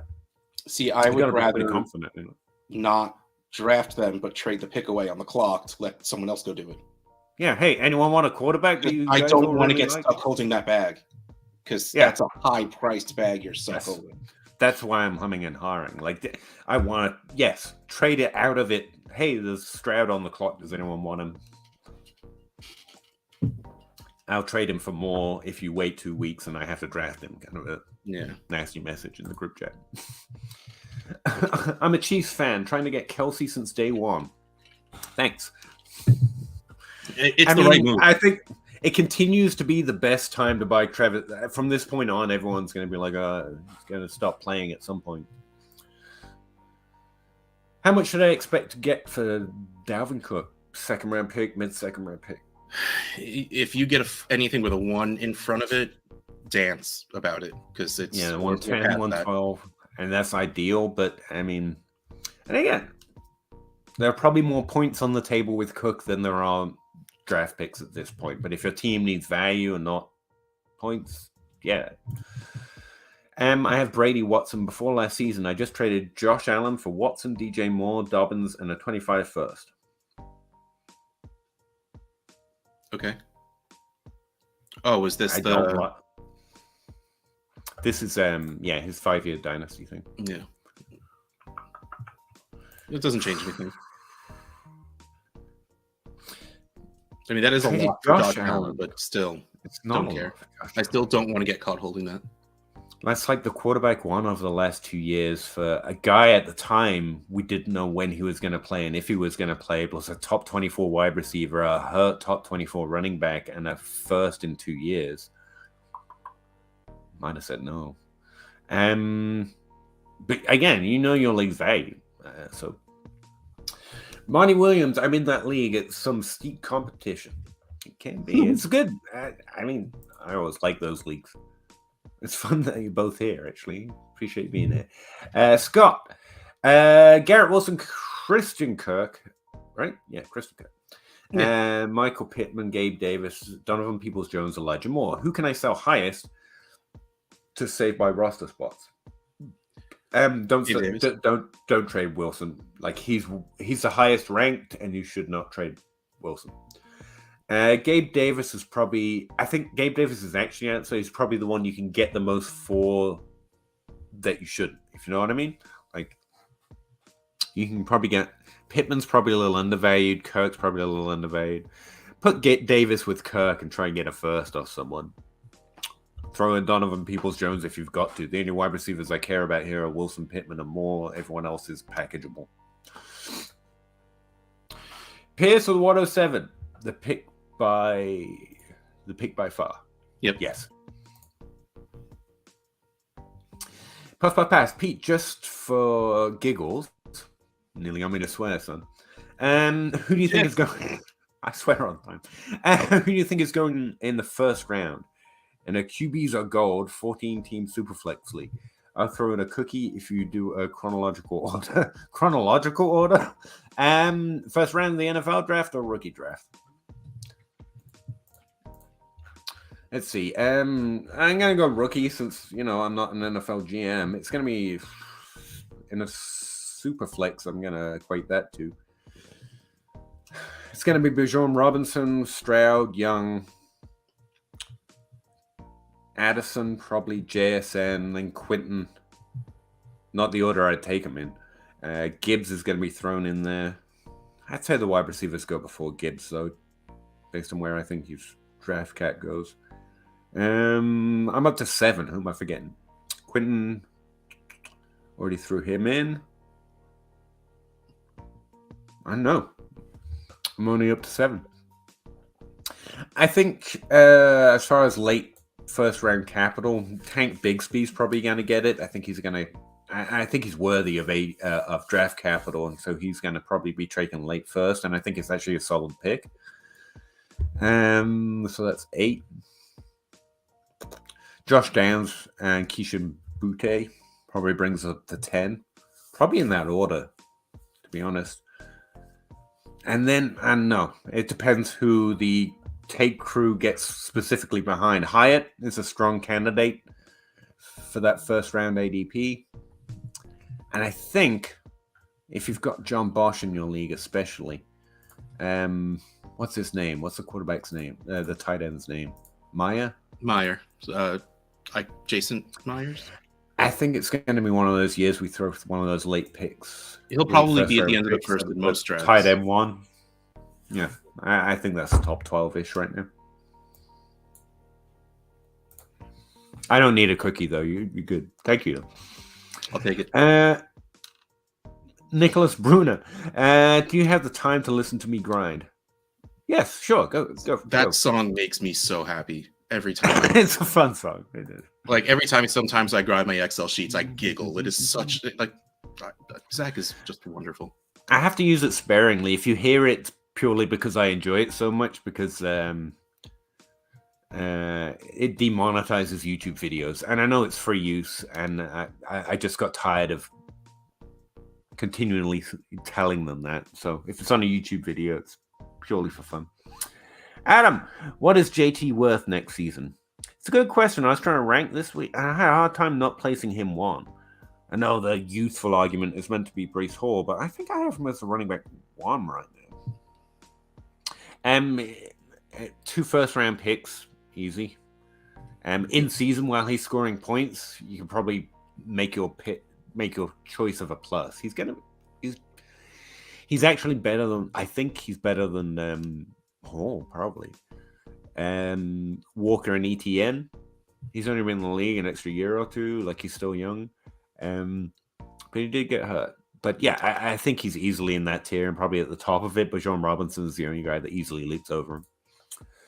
Murray and Russ Wilson were all over 200 pounds. Dude is small. I actually don't know. I don't know which guy you're talking about until they measure at the combine. I am also, like I said, I'm 240, but I ain't the same 240 as the people in the NFL. Hey, Dave. Hey, Dave. Just saying he's an... No. Andrew, I know what you're saying, and it's a perfectly valid point. But I would say the thing you're basing it on, not the weird thing, because that's not an outlier. Like, again, by that definition, I'd be able to say someone's an outlier because their mother has an unusual maiden name. It's just not something that's in any way directly correlated to the necessary ability to compete in the NFL, even though it sounds like it should be. Here's a good one. My weight's different than it was last year. Like, weight is definitely not the hill to die on, and BMI is definitely not the hill to die on. And outliers are people that have something that is common in the group we're looking at that they do not share. Height and weight are not a common feature of the quarterbacks who do well in the NFL. It's a common similarity to the ones who enter into the potential of the ones who can do well in the NFL. And in fact, you could suggest, again, it's like the 40-time thing. Players with high draft capital at worse weights and BMIs succeed at a higher rate because fewer of them are drafted. It's kind of filtered for by the time you get through the draft. If he fails after being drafted high, if he is drafted high, I'm not going to say he just wasn't big enough. I'm either going to say the team made a mistake about his talent or his talent wasn't good enough to overcome what his physical nature had to be in the NFL. It's not about what they have, it's about how they play with what they have. That's my bottom line. I'll believe that he's too small to compete in the NFL, but if he gets drafted in the NFL, what the team believes, and what I think is more than possible, is that he is talented enough to compete at the NFL at his size. So the mistake is going to be that decision, not he's too small, if you know what I mean. So if he gets the draft capital, I'll trust it. So, I think I'm making sense. Madden's passed. And again, you can use whatever words you want. I'm just trying to explain why I'm buffeting up against them. Like, that's not what I mean by outlier. It's something that they have in common that this guy doesn't have. That's not how you would use them. Lamar Jackson for the 105, the 106, the 109. 12-team Superflex. It's Lamar. I don't want to do it, but the value is Lamar. Yeah. Like, I'll just be sad about the players I'm giving up at that point. But it's right. Yeah. You're giving up running back and 2 wide receivers for a quarterback in Superflex. It works.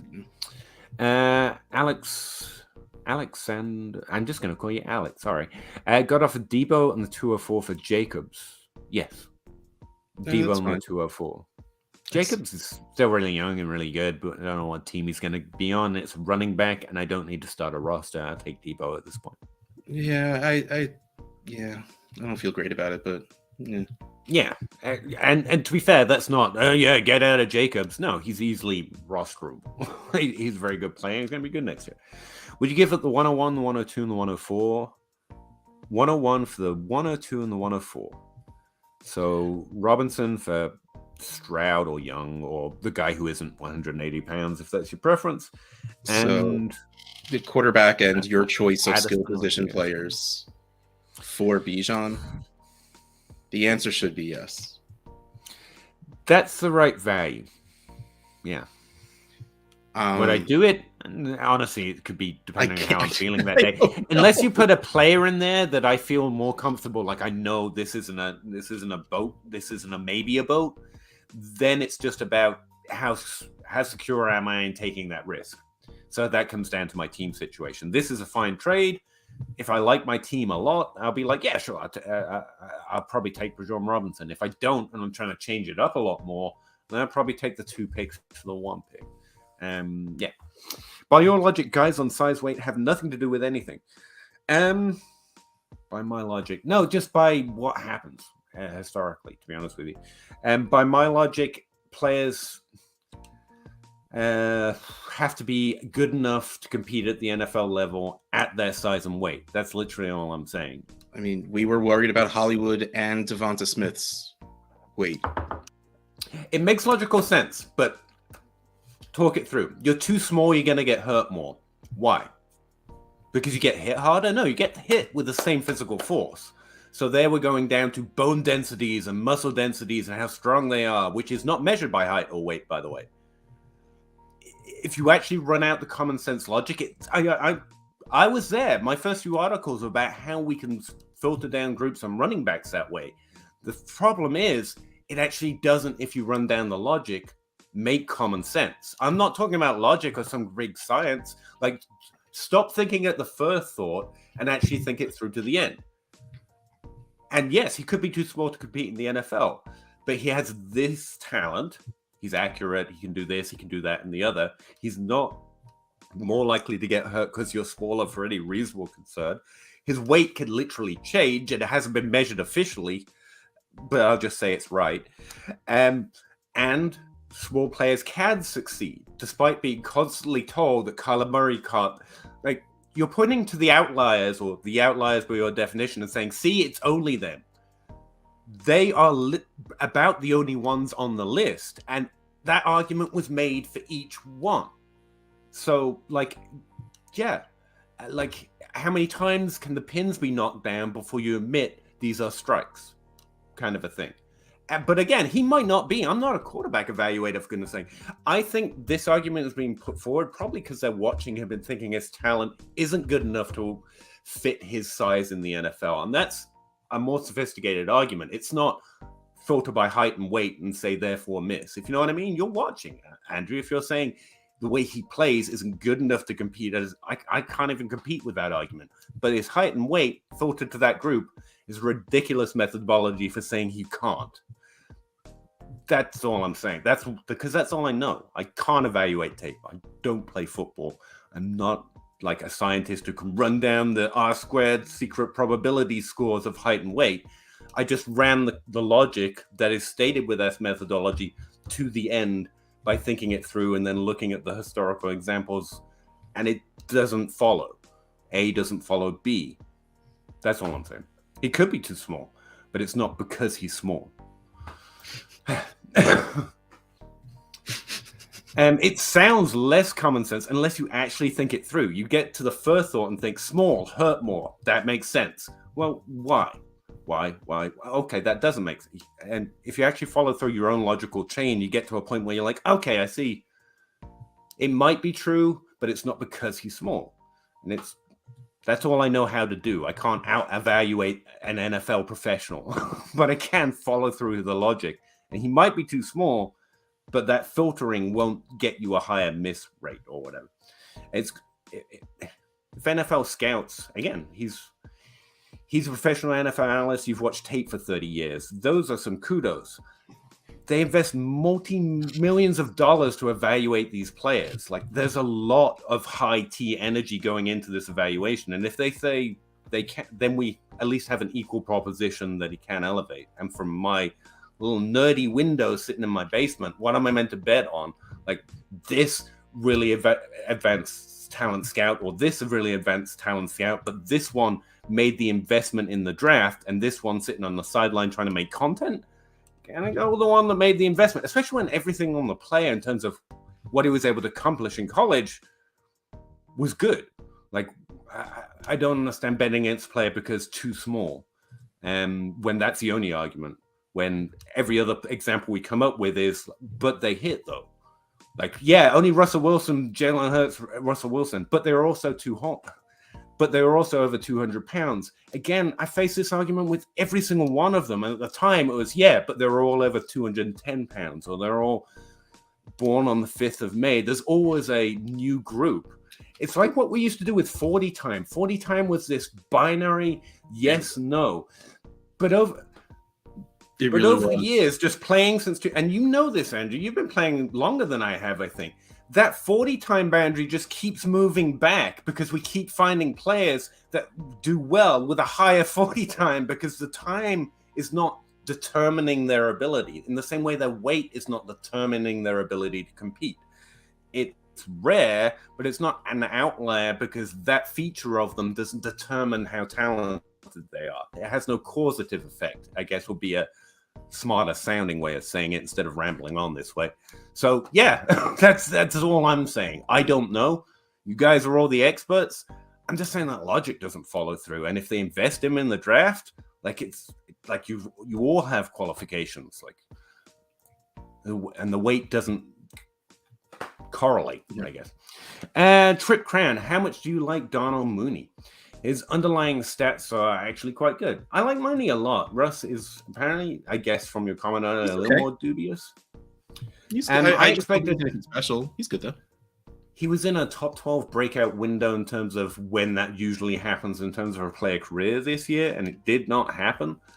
So I think he has more limited upside than suggest. Again, where I'm not an evaluator, I just know when things happen more often and as they get less likely. And so he gets less likely to hit the top 12 from this point on. But I think he's He's already proved enough to be a capable player. It's about that low draft capital, so the team can find other capable players, right? This draft is thick. Maybe they're not a fan of him anymore. Maybe he doesn't mesh with Mooney. Maybe a tape evaluator could tell you exactly why. Yeah. So there's more maybe in the air all of a sudden.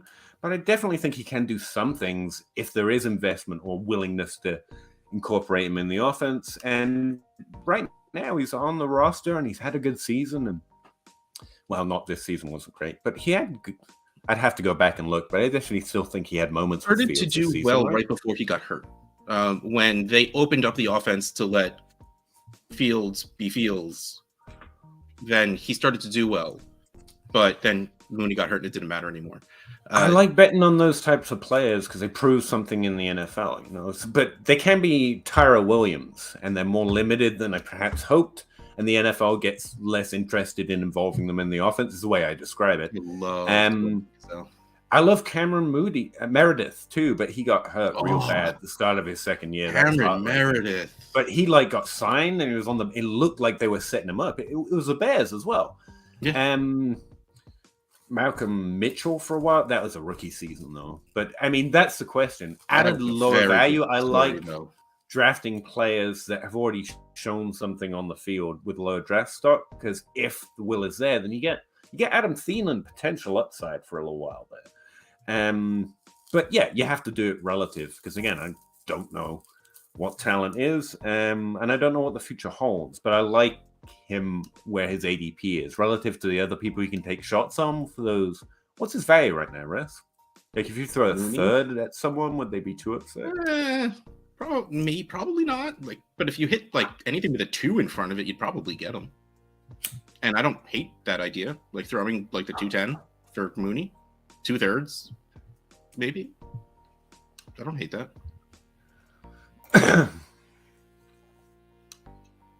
I can't believe those names you just brought up, Cameron Meredith, man. Oh. I know that one really hurt me too. I went all in that offseason. It was like a second round pick, and it was a lower drafted guy, and it was just my jam. Adam Thielen was very fresh on the mind, and Meredith came off so strong, and then he just got in a practice. He didn't even get to play a game, just knee gone. Yeah, no one ever really gave him a shot after that. Ended up on the Saints, I think, for a little bit, and just was never a thing. That one hurt. Yeah, that's no, not me, but I was really rooting for him, and unfortunately, it just didn't pan out for him.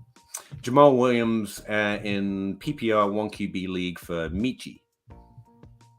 I'd rather have Jamal Williams. That seems harsh for a player who didn't get to do anything this year because he was literally fighting cancer, busy right now. A solid college player, but I wouldn't have had him with a first round pick, even if he was healthy. Well, Mechie was early second-ish, and it was really just because of walking into Houston, where there was not much competition going on. But also, depending on what you're you never really want to be starting Jamal Williams at this point. You know, there was a part of the season where it felt fine, but he's literally nothing but scoring touchdowns, and that's. But he does that. If you're rebuilding and you want to get young at wide receiver, this is fine. I know that's for the wide receiver ranks where I start going. I'll take the depth at running back, and I love Jamal Williams. So there's probably more upside there. To be fair to what I just said about his college profile, I probably would have described Jahan Dotson similarly, like a good college receiver that I don't have particular hopes for, and he impressed me this season. So there's to Russ's point, not there's not upside there, because hell if I know. But I just like Jamal Williams and getting that running back depth. But it's fine. Anthony Richards is 15. They are 15. Yeah. I struggle out here, Trenton. We try our best. Not the sharpest. Everyone was actually giving us the answer at the time. Yep. Dave is dead. Dustin Stevens. Hey guys, I have the 101, the 102, 103, and the 108 this year, and the 424 first. Good. Trevor Lawrence, Herbert are my quarterbacks. Pretty good. Am I crazy if I fade this year's rookie QBs and wait to the 24? It depends how you do it. I mean, you can make any move you want if you do it accurately at value. You make your own assessments. Andrew doesn't like this quarterback that's only 180 pounds. He makes his assessment. If he does it at value, we can have polar opposite opinions and both make the right dynasty move. That's the way I like to see dynasty. I mean, people play different ways, but if you don't want to go in on these because too small or whatever, yes.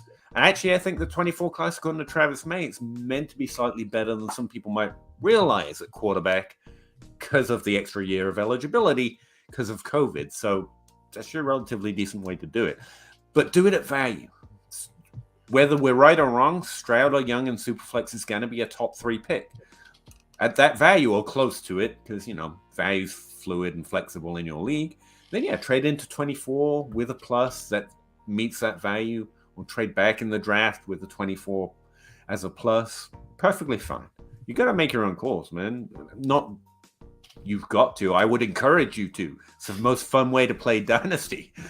It's like, don't do what some other Muppet says. Like, make your own Muppet mistakes. That's the way I always give myself. I love being able to blame other people. Gonna make my own Muppet mistakes. Thank you very much. I like being able to blame myself.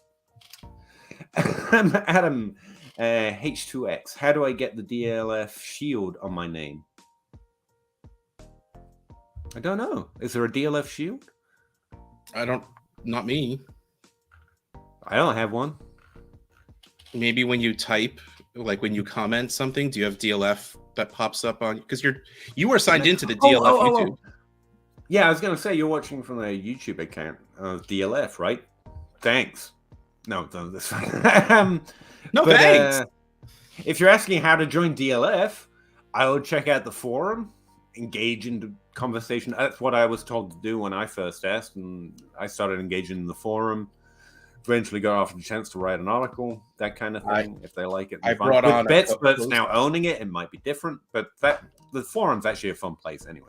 I brought on a co-host who used to write for them, and then he just went and asked, and they said yes. That's how I weaseled my way in. Some of us work our way in, some of us nepotism, I told Brian from the very beginning I'd be riding his coattails, and I've been doing it for years.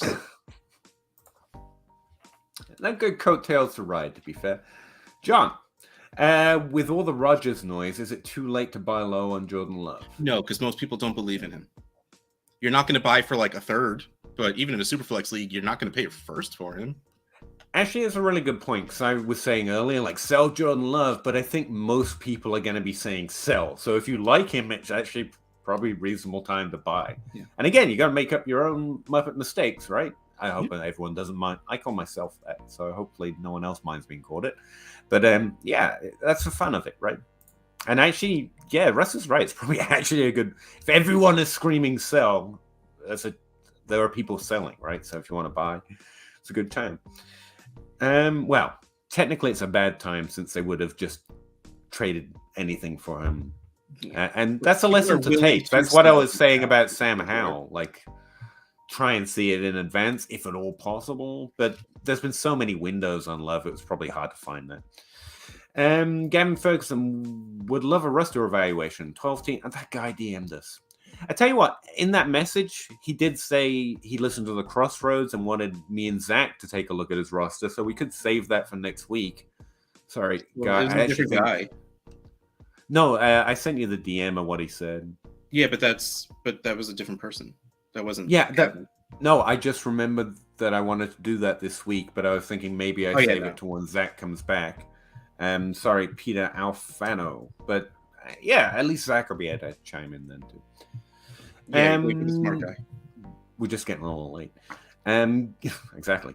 Gavin would love a roster evaluation. 12 team Superflex, start 10, half point PPR. Has a 107. This is a different person. Is it? Oh, okay. Sorry, it's the same color. I'm very colored. Took me a second too. Lawrence Wilson, Zach Wilson. Well, it's not. Now you got depth. Walker, Jacobs, Montgomery, and Herbert, Dylan, Madison, Hunt, Pittman, Olave, Godwin, Ayuk, Hopkins, Andrews, McBride. You got an okay team. Hold on, I forgot what the settings were already. 12 team Superflex, start 10.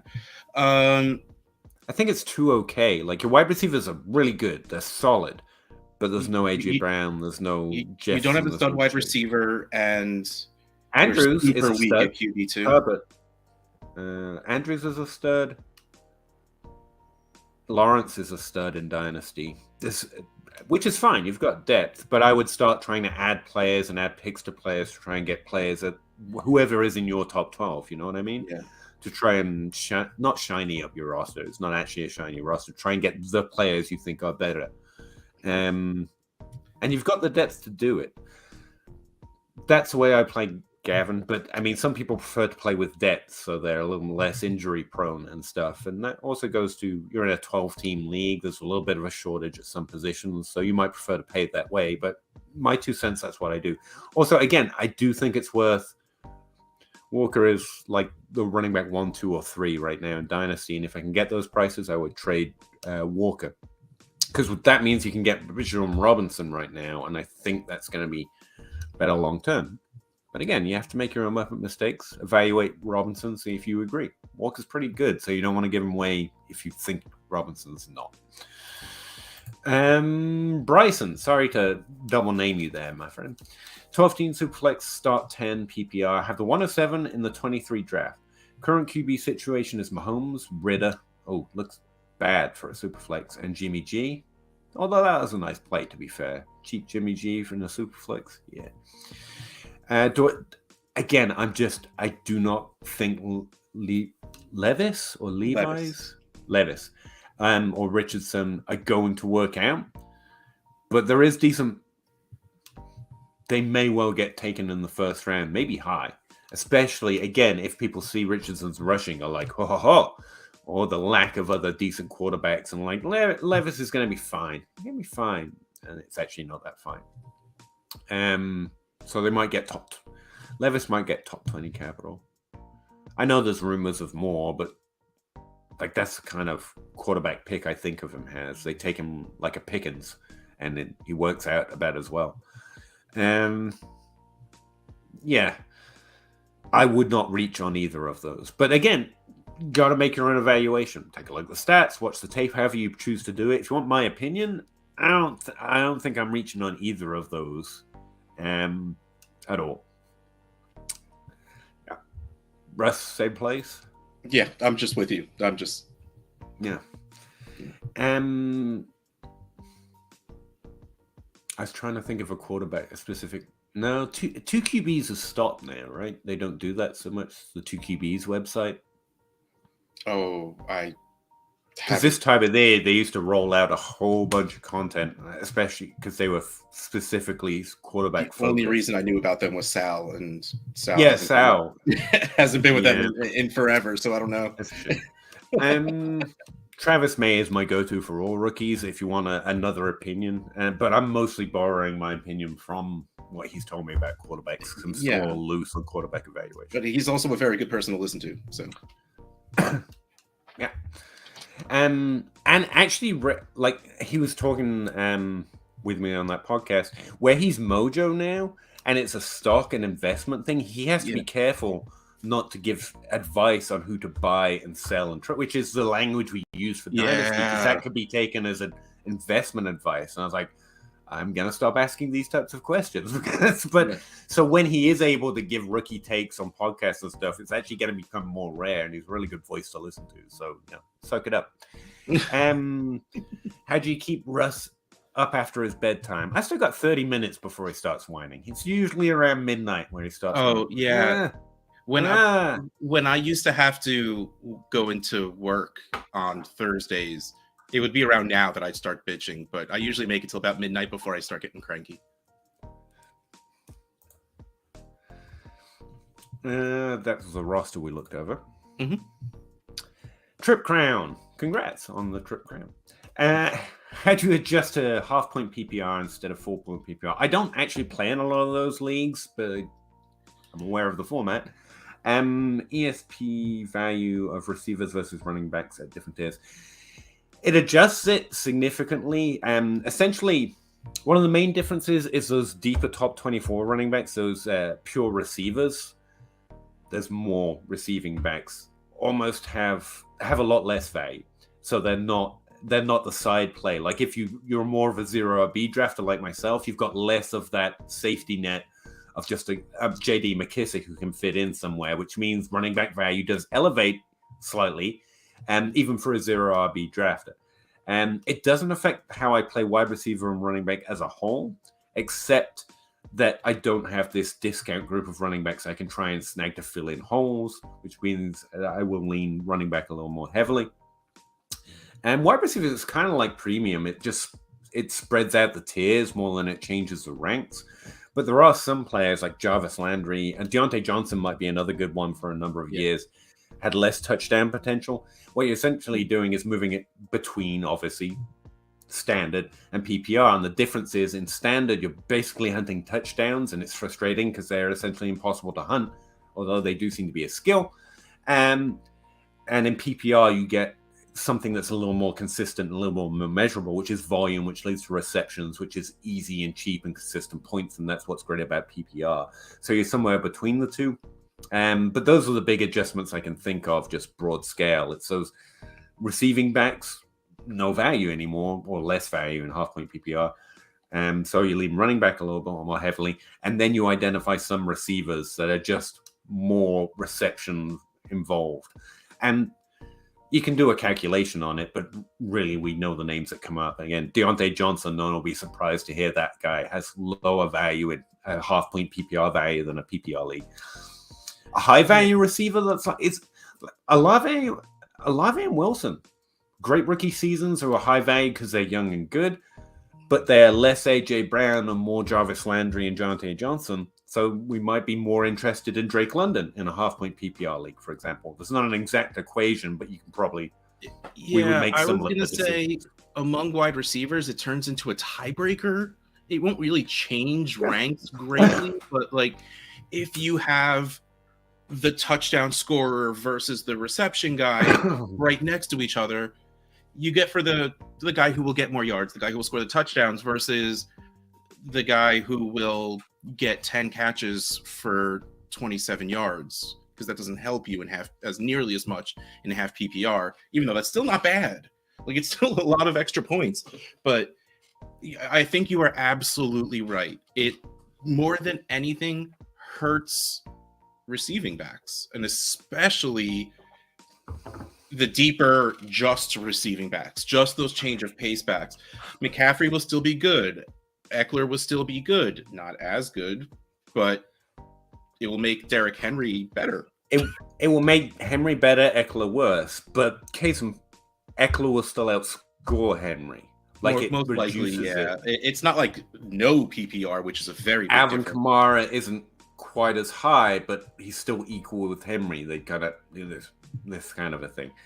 And yeah, I think putting an exact formula on it would probably be a detriment to just someone that plays fantasy. Like you're going to get lost in the weeds a little bit. Really it's just common sense difference. It just really isn't there. I mean, maybe there is. I don't know it. That's the way I play if I have to shift format that way. Yeah, I only have one league that's half PPR at this point, so it's not like, and I don't think of it differently. So, yeah, ranks would still essentially translate fairly well. I think so. And Andrew Carlson, 1.1. What equals Justin Jefferson in a 1 QB PPR league? I got to be honest. I think that's a fairly even trade. You in a 1 QB, chances are you're going to see Jefferson, Chase, Bijan. I would never assume. We haven't suggested that as a trade idea because who does that? I mean, but I think that's fairly good. You know what? Throw in a second just to see what happens if you think it'll help. But it really, honestly, start at the top and move down. Like that's what you straight up in a 1 QB league. Once you get past Jefferson and Chase, I need pluses on coming back to me from the 101. No, that's a really good point, Andrew. Actually, yeah, I've been trying to come up with example trades, and that's probably the best way. You start at the top of the rankings, and you just offer until you get. And I would not go below a certain point, but like you could start with Jefferson and Chase, and honestly, I think they're fair offers, but it's also fair to reject them because it's Jefferson and it's Chase, and no, I'll just keep them, and that's perfectly fine. Yeah, it sucks that our top 2 wide receivers. Not only are they so damn good, they are so damn young. Like it's rough. Like it's tough to get them in trade when, I like, know, again, isn't this Jefferson makes getting perfect to that sense. point where people start thinking, oh, isn't that old? Because they're all young. Right? But he's not. But like, I think that's why Chase more often than not comes out on top. I really think that's how granular we've got. Talking to Dave. Always a good idea, Gator. Lincoln Ward, what would you give up for Aaron Rodgers and Superflex? Interesting trade target. Typically, Superflex, you have to give a quarterback to get a quarterback. So I'm trying to add someone that doesn't have top 12 upside to, in a second, just try to give them something to get out of the old guy who might be out the league. Oh, that's so scary news. I don't trade. I'm really not trading for Rodgers much right now. I'm not trading. There's a lack of long term. Not that he's not going to, probably going to play for another couple of years here and be good.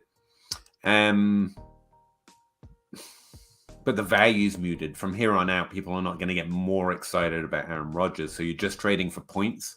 So that's why I'd start with a car, add a late first, and try and maybe get more points if I'm on a roster that needs more quarterback, literally points for next season. That kind of a move. That seemed right. I'm pulling well, up. Not Derek Carr, because Derek Carr got sat, didn't he? That's a bad example now. I pulled up the trade analyzer on the values for Superflex. These are. I'm just gonna read. I'm gonna start up at Brandon Ayuk, Aaron Jones, Mike Evans, Amari Cooper, a 24 first, Russell Wilson. Then we hit Aaron Rodgers. Below him, Deontay Johnson, Jared Goff, a late 23 first, Miles Sanders, Mike Williams, Rashad Bateman. If you're looking for that type, I almost think it's better to send a trade offer on Russell Wilson. Because the hate on him's gone much further. Similar long-term outlook, probably. And people are a lot less happy to be rostering. Not that they're happy to be rostering Rodgers right now, but a lot more disappointed with Wilson, I would guess. But if you just love Aaron Rodgers, that's the type of move I'd make. Take a productive quarterback, add a mid to late first, and see if you can just get that quarterback that you want personally on your roster. I agree. All right.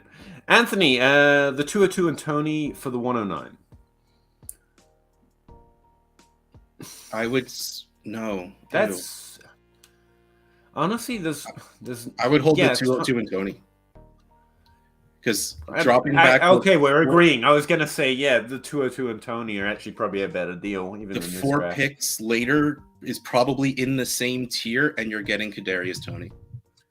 I would say the wide receivers you're probably going to draft in that 109 range have the Toney type role, like that high variance, that skill position player, as much as he has an exact role right now. But like a lot less upside. Like Toney, if he finds a way to be something in the NFL, like it's a Deebo Samuel type unique pony kind of a thing. Well, think about it. Like Juju is a free agent. If he doesn't come back, and it's Andrew A has been making this point for weeks. That's why part of why he thinks he's got the upside next year, and he's got the physical talent. It's really funny. Like when players like Toney come in, when like Visca came in, and we say if they go to the right team, if they go to that creative coach, the first name we always say is if they go to Andy Reid. Right. Yeah. I mean, yeah. So this is literally the perfect place for Kadarius Toney, and we've seen it.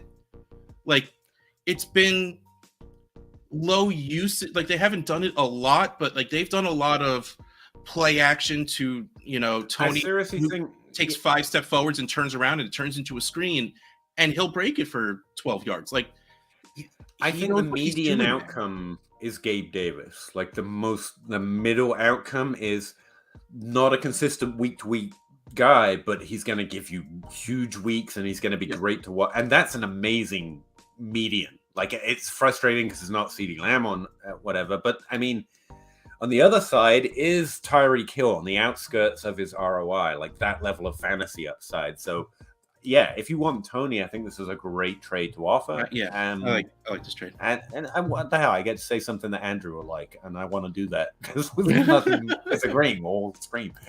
Ben, how you doing? Get me in the league with that guy. Get me in the I league remember with Danny's talking to me anyone. because he just likes me. Probably. I'd like to be in the league with you. Ryan, would you explore a trade with Tua for Dak and a minor plus? Yes, I want Dak in that deal. I do love me some Tua. I am concerned about Tua, but also Tua and Dak are right next to each other. So if I can get a plus, that's the difference for me, and I don't have to worry about the injuries. And again, we can't predict injuries, so I shouldn't be more concerned with it. I can't. But I am. Like, concussions scare the crap out of me for real life and also just fantasy outlook. 3 in like Dak is somewhat underrated. And a half is scary. Yeah. That's Again, probably not predicting it, but there you go. Above grief, evening just traded. I'm assuming the 102, the 108 for Lamb in a super flex. So a quarterback and 108. Lamb is worth around 102. I think that's fair enough. It's fair enough. Well, wait, the 102 and the 108 for Lamb and the 205. Yes. You made that's a strong offer. I think it's fair enough. I'm not in love with it, but I do like rostering Lamb, so I'm not. Yeah, that's what it comes down to. Yeah, you made your push. You got it. Did another one earlier, the 203 and the 211 for Hollywood. Oh, yes, that's a good trade. I like that one. I mean, you got Brian Robinson's not going to win you anything, but in. I think he'll be solid. And you've always got that chance if you've got a dummy in your league as dumb as me. Like again, I'll see Brian Robinson's name, and I think it's Bijan Robinson. And like you could get some accidental yeses. It's time to hit up Sleeper where you just see B Robinson. Rookie, yes. I agree. Rookie, yes. Right, Harvey. How do we feel about Burks? But I think he is. I think he's one of the better buys. Like, I actually think he had a really solid rookie season. But he's coming at that discount. He's below Watson. But he's in a similar range. It's really pick your poison with Watson and Burks. I can't say that Burks is cheaper, but I prefer Burks. And that's... But if you're going to go with me, know that the points per game matter. Chris Watson had a confirmed good season. I suspect Burks' season was also as good. So there's a little bit of a gamble in there. A little bit more of a gamble? Yeah. But I trust the process, as it were. Trust my process for my own teams. So I'm going to tell you what I do with them.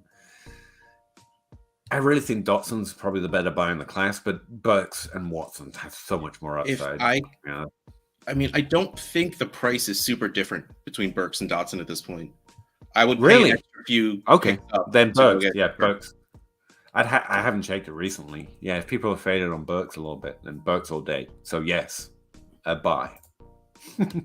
Andrew, I'm buying Pittman everywhere I can. I actually think that's a solid buy. His name keeps coming up in that trade and other things I'm doing, and I keep like, oh yeah, the guy Zach Reed likes who's really good, and like a top 24 wide receiver on a good team who probably gets quarterback help at some point, whatever.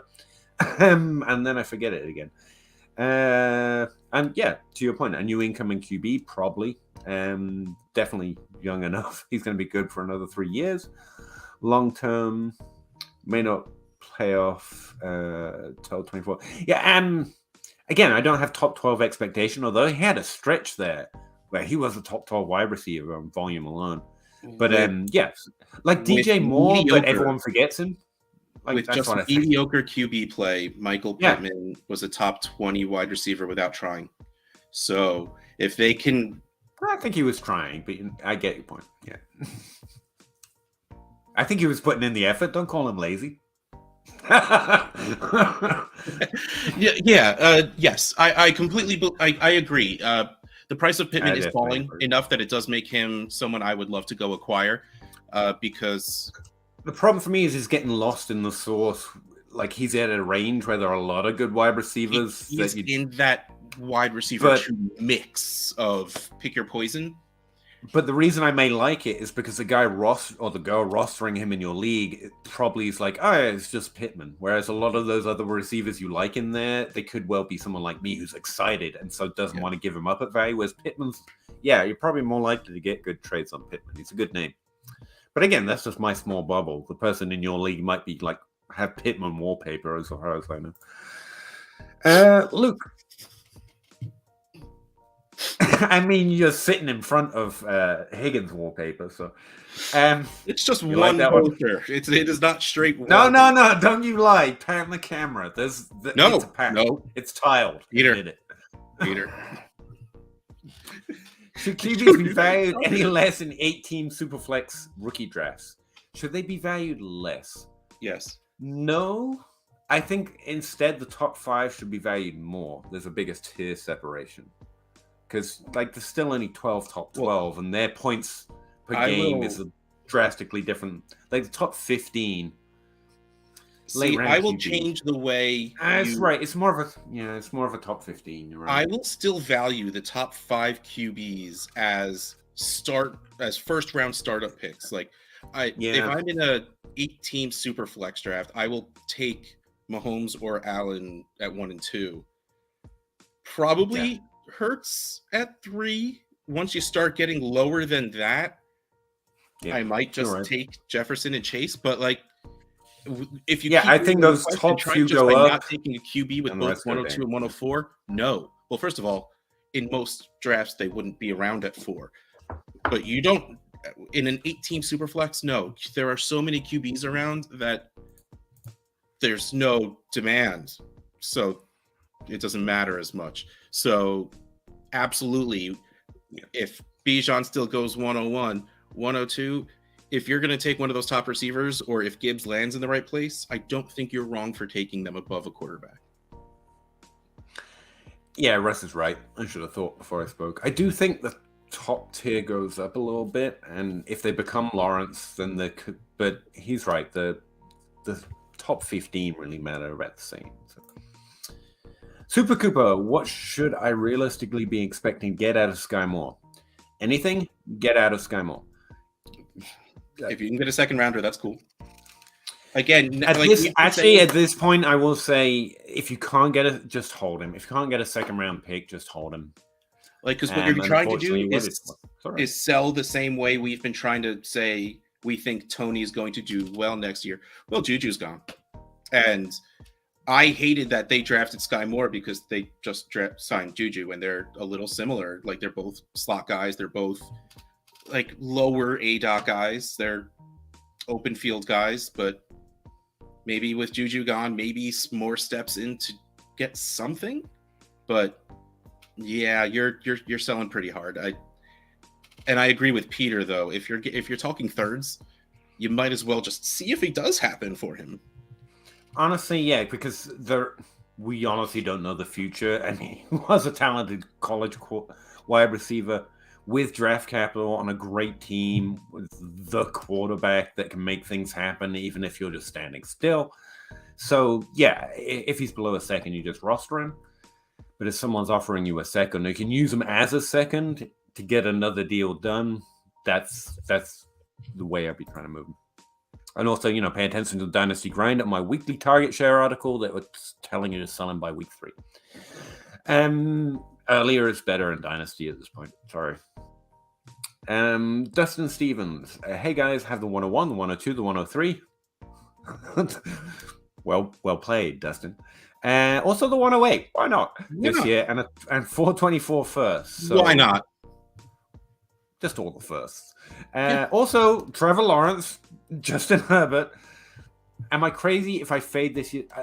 You asked this before. No, not necessarily, but do it at value because I think Stroud and Young look like 2 really good prospects who should get high draft capital and value them that way. But you can definitely stretch it. Yeah, if you want to trade away the 102 and the 103, awesome. Make sure you're getting second round startup value because that's where they're probably going to go. I'd take Robinson, then trade the 2 and the 3, preferably, but that's not always possible. Trade back to the 4 and 5 and go grab, either both seconds and some other 4, 5, and 6, and go grab everybody. I have rarely, but I've sometimes been in that situation where I just have got too much value. I need to spend some of it. But it's just remember, Bill Gates works through his lunch hour because you make a couple extra minutes. You can always have more money. Be the capitalist. Just keep adding seconds until the rest of your league is I quit. And that's when you win. You're I won Dynasty. I made my league mates quit because I had all the draft picks and all the quarterbacks, and they quit. Give me the money. There's no actual money. But yeah, never be ashamed to actually just keep doing better. But I get why you're like, should I really? I mean, I already have this stuff. Yeah, if they let you, you just keep doing it. Gavin Ferguson, I have Hollywood. I know I have too much depth. That's the thing I will say. Depth is bad. You have too much depth. But, I mean, it's not bad. So you can't have too much. You just have things that you can do things with. So do the things. I'm not on a star power, but I don't know who to trade away. I didn't see your roster, Gavin. And the way I go about it is I look for players on my depth. Evaluated. Yeah. I don't remember it anymore. I would say the way I basically approach it is, remember, if I want things, I have to give things that people want. I mean, it's fun to just go on a trade calculator and say, if I add my Zach Moss to my, Sky Moore, I should be able to get a late first round pick. But no one's excited about those players. So I look at my depth and see if there's anyone where there's good news, or they just had great season or great 6-year game span, because they're actually may be very good. And I go and try and trade that for value, especially where I'm building, or if I have too much depth. I go look for the things in your depth that actually someone might be excited about. And don't go overcharge them for it, but those are the players you package up with a second round pick or a late first to get a high first, and slowly build that way. And that way, the people in your league aren't like, you tricked me, because you give them things they actually want. And, maybe it works out, but it works out for you too, because you tear up or you improve somewhere else, or you get the player that you wanted. Obviously, Dynasty isn't perfect, and the best trades are the ones where you steal things from other people for nothing. But that's the way I would break down my roster, see who people might be excited in, try and tear those up, add them to a second round pick or another player on the roster they might like. Yeah, I think I said it 3 times there, so I'm just going to move on. Thanks, Kevin. Devon's Daily. 12 teams who flex PPR start 11. Drake London on the 209 for Pittman on the 108. That's solid.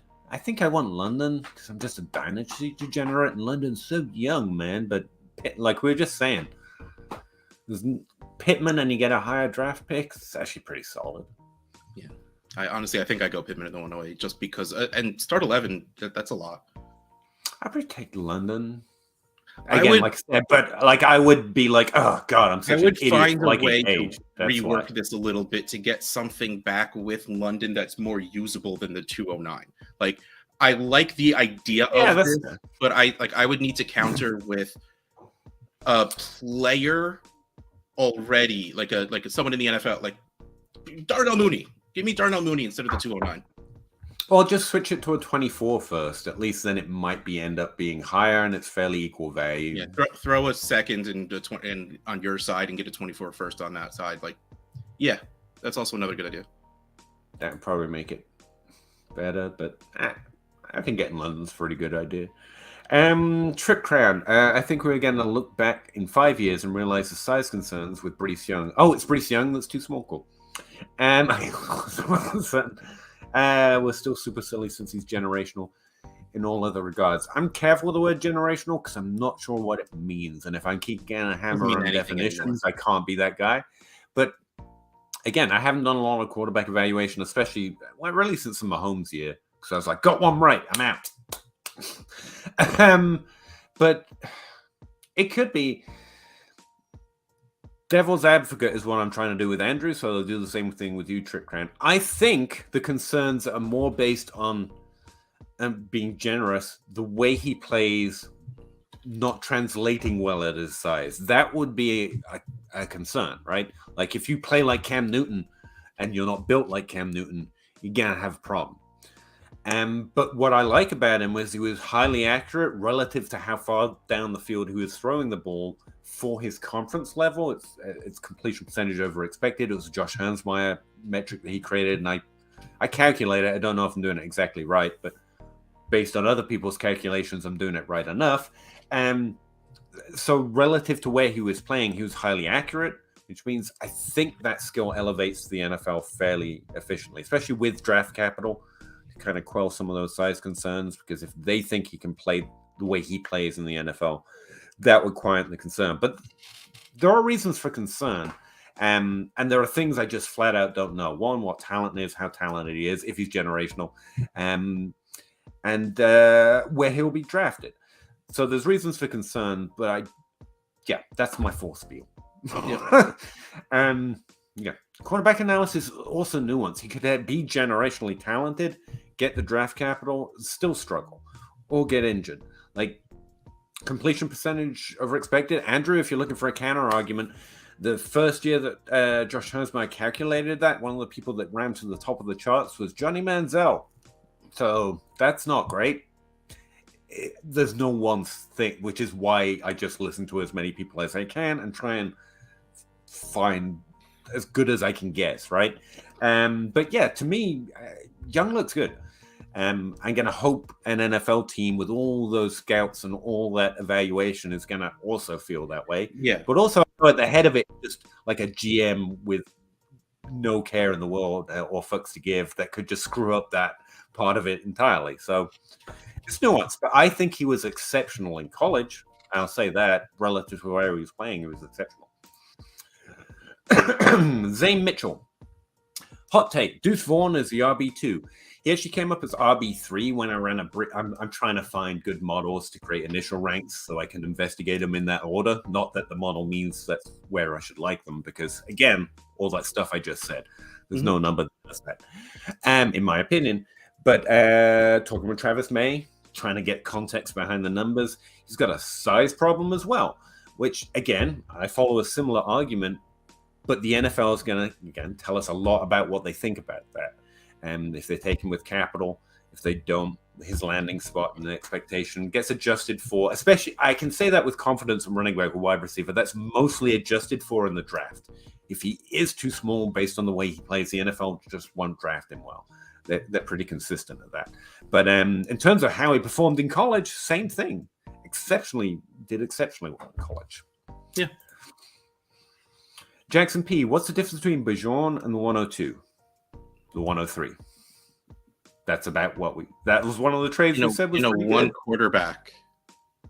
Oh, okay. It's a lot further. It's a little further. I mean, that's JSN. You're talking at that point in Superflex, you're talking the 101 to the 104. Yeah, you're talking like your favorite, you think other people don't like him enough, top 12 wide receiver. So if you think everyone hates CeeDee Lamb or everyone hates Amon-Ra, it's not Jefferson or Chase, but it's one of those premium guys that you really like that you think everyone just doesn't understand, kind of a thing. I would say that's the way I think of it. Like, I love Amon-Ra because I think other people just don't get that the volume matters, and CeeDee Lamb because that's the way I think of it. And if DK Metcalf is that guy, that would be a really good top 12 guy. Yeah. Other people just don't understand because they just like targets, and he's a downfield guy. Like, he'll be a great add to that trade too. Because chances are you're talking, again, in a 1 QB startup. And I know startup doesn't always equal trade value, but you're talking about a possible 103 for what will probably be end of the third round, beginning of the third round pick. So, like, you need to add to that. If you're trying to go up there, if you're not trying to get an idea of what you can get, like, pick your poison. I would start with Jefferson and work down. Like, there needs to be a lot in between those two. Then rate Deuce Vaughn higher. Sure. I literally say came out as running back 3. I think I ranked him fairly high. I put him under, after talking with Travis, I put him under Bigsby. There's nothing I don't like about that name's man, by the way. Tank, I'm going to have Bigsby. Tank Bigsby on my teams because. Do you know what his actual name is? I can't remember, but it's a really like an awesome name. But he chooses to go by Tank, I believe. It's a short, but it's actually a really cool sounding name as well. Like, there's nothing about this man's name I don't like. Right, he's also pretty good. Anyway, I put him under Zach Charbonnet because Zach liked him, Travis liked him.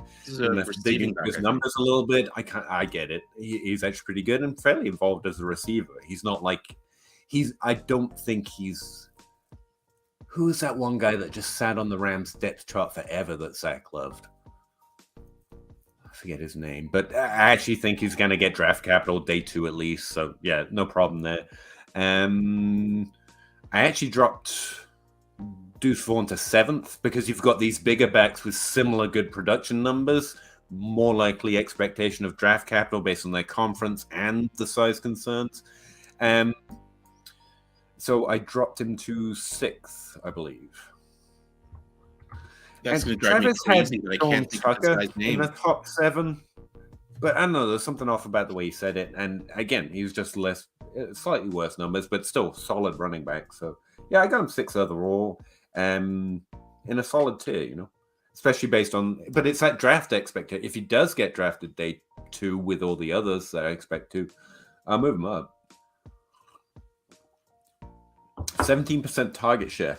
He was average for his career. Like, he has that route to production for fantasy, Mooney is dragged down by Fields, who sucks. EJD, firm opinions. I know they didn't seem to work well together, but both independently have been good.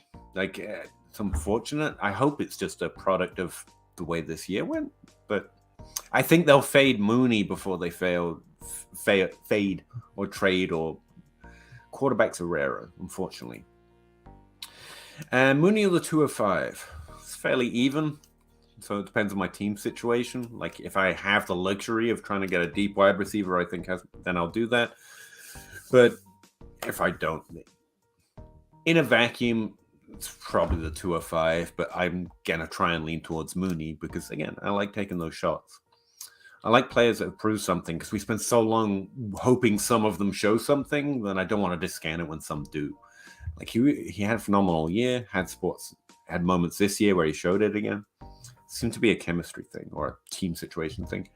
Frank N., are you trading away Lamb for Bijan straight up? I think getting Bijan Robinson for CD Lamb would be stealing. The answer is Bijan. You'd be getting a great value trade. Bijan Robinson is going to be drafted ahead of CD Lamb right now. If you do a startup, the 101 probably goes ahead of Lamb, depending on your league. On average, if we were to do a startup, that would happen. Randy Wyatt, 14 team 201. Bateman, Wandell, or Cup? Cup. Wait, are we like? You would trade? Yeah, Cup's ranked below all of these things. Well, apart from Bateman, I think it's pretty close. Is this like a trade? Like 201 Bateman and Wandell or Cup? Sorry, Wandell, and I was reading Waddle. My brain's fried at this point. The 201 Bateman, yeah, I want Cup, but if it's a Cup's value is not going up, and he's already only the wide receiver 20. Well, it's probably going to go up and see. No, it's just Cup. No, forget my fence sitting. It's just Cup. I love Bateman, but it's Cup. Silly to stare at that or squint at that too hard. Mogrim. Hey, 1QB 10 team. Have Hurts, Lawrence, Brees, Javonte, Rashad White, Pacheco, Jerick McKinnon, London, Olave, Jameson Williams, Dotson, solid. And Tony, lots of upside at the back of this bench, man. I like it. 101, 105, 108, 201, 207. No idea how to move other than Bijan Robinson at 101. Yeah. And you have no pressure. I mean, you can maybe add the 108 to Javonte and try and get your favorite top 5 running back, maybe, or your favorite top 12 wide receiver. But I mean, you're going to be good drafting. You're going to get Bijan Robinson to add to Brees Hall. White's a great depth back. I have hope for it. So your running backs are solid, and you're going to get good wide receivers at the 5 and the 8. So I think you're set. You just John Kelly. Again, you make your wish list and you see if you can tear up into it, but I don't think you got a lot of pressure on you. John Kelly. Thank you. Yes. It was driving me nuts. I had to find this player. I started going backwards. I started at 2020. I'm like 20 running backs drafted in 2020. No, that was way too early. Running backs drafted in 2019. He was drafted in 2018. I had to find it. I am going to do my rookie ranks. I just realized I hadn't even... I mean, you can all see them. I put them on my Patreon, but I did title it, so I'll run through them before the end. Just realized Andrew asked about that earlier. Gazur, you guys told me I should go after a top tight end guy like Kittle. I think Kittle and Muth are both good targets at their Plus, he's base. also cheaper than the rest. Kittle. Yeah. He sent Pacheco and the 104. That's high for Kittle and Hollywood. Oh, no, he sent it for a lot. Kittle, Hollywood, And early 24 first and a 211. 25 to 11. That's what you got there, not just sent that. You got. I think you did pretty good. I mean, the 104 is a significant pick. Don't get me wrong; it's going to suck not to draft that player. But you got good players, and you got another pick for the future too. You got half a lineup. Like you got a lot of good stuff coming back. Really like Gibbs, I guess. Gibbs is going to be a really solid pick in that. Yeah, I think you did great. Good job. I would be happy with that if that was my team. As long as you're happy, it's a good trade. Kyle, inbox offer, giving ETN, getting Mixon and McLaurin. I'd rather have ETN. Yeah. Gavin Ferguson, is it late? Get to the other people's. No worries. No, you're good, man. Like, we try to get through everyone, and we just go in order because we can't think of a better way of doing it. There is no better way to do it. Justin Adams, trade the 103 and the 104 for Pitts and Olave? In a 1 QB? Superflex. 10 Non-superflex. He has the 1 and the 2, so he's getting Bijan Robinson and the pick of his quarterbacks. No. Then you non-superflex. No. Oh, sorry. I just saw SF and skipped. Then, yeah, right? You get Robinson, the best wide receiver. Yes. Without even thinking. Easily. Yes. Yeah. The quarterbacks made that a little dicey. But I was thinking that through, but with that, Olave is worth more than the 103 to me alone. Yeah. So, yeah. EJD, Mark Andrews, and Boyd for Garrett Wilson, and the 23 108. Wilson on the 108. Wilson on the I'm making Zachary cry right now, but yeah, I will absolutely take Wilson in the 108. Superflex start 10, yeah, easy.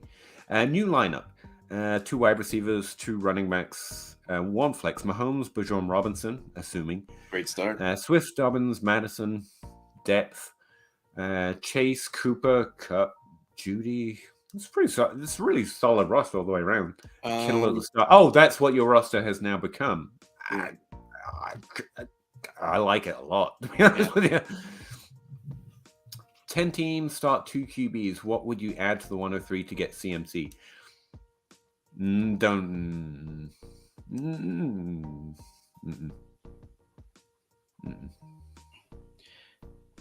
I think that's too much. No. CMC shouldn't be valued that high at this point. Yeah, he's the running back 2 right now. Yeah. Would you trade the 103 for CMC? In the right situation, probably. CMC's got the points to back up that value. But I think in 9 out of 10 leagues, it's the wrong move because there's injury. His value's not going up from here. There's a lot of things in Dynasty that would just push you away from a great running back at this price. And it's a 2 quarterback league, and that's a quarterback you're probably drafting at that pick. I think I lean. But again, it's about your tiers. To Andrew's point, to everyone else's point, one of these quarterbacks is tiny and might not be good. So if you're taking that guy out, it becomes a lot. Yeah. I'd take CMC. So in a 12-team Superflex mock draft, in these mocks in the DLF ADP, Christian McCaffrey is the 17th player off the board. Technically an ADP of 21.75, but he's still the 17th overall player. The 103, which is going to be the second quarterback, probably will be after that. Like, I think swapping those 2 isn't a bad move. No. Again, I don't want to do it now, but I think in the end, if you end up doing it, it's fine. I think people get increasingly depressed about CMC's age and the fact he's a running back as we get into the off season. But Like, that's trying when you too go hard to for a micro market. In your league, that guy probably isn't going to be willing to do this now and go, oh, actually, I only meant the 108 in a month. So this is probably the value. yeah, like wait till the 103 is on the clock and then like get CMC plus. Maybe try and grab a second often. Yeah. Yeah. I think it's fair. If you just want CMC, I think it's fair. It's high, but it's fair. Please dot that Justin Adamson. Please dot Please that do that. Justin Adams. That's a great deal.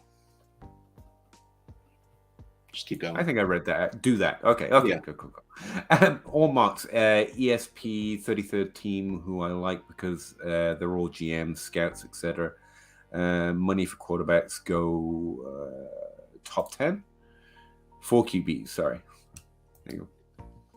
Yeah, it's going to be an interesting draft class. I do think, based on what Travis was telling me about the way quarterbacks have worked out this year, the NFL is going to take some shots at some really outlandish draft quarterbacks because there's a lack of them. It's basically Stroud and Young, and then players they probably shouldn't draft, but there's always a huge need for them. So there's going to be some Josh Rosen shots in this draft. You don't. No problem, Justin. Adam. 12 team 1 QB start 9 Gino, Brady, Lance, Taylor, Pacheco, Warren, Garrett, Higgins, Burks, Bateman. Stuff. Thornton's actually a really interesting deep roster or roster hold.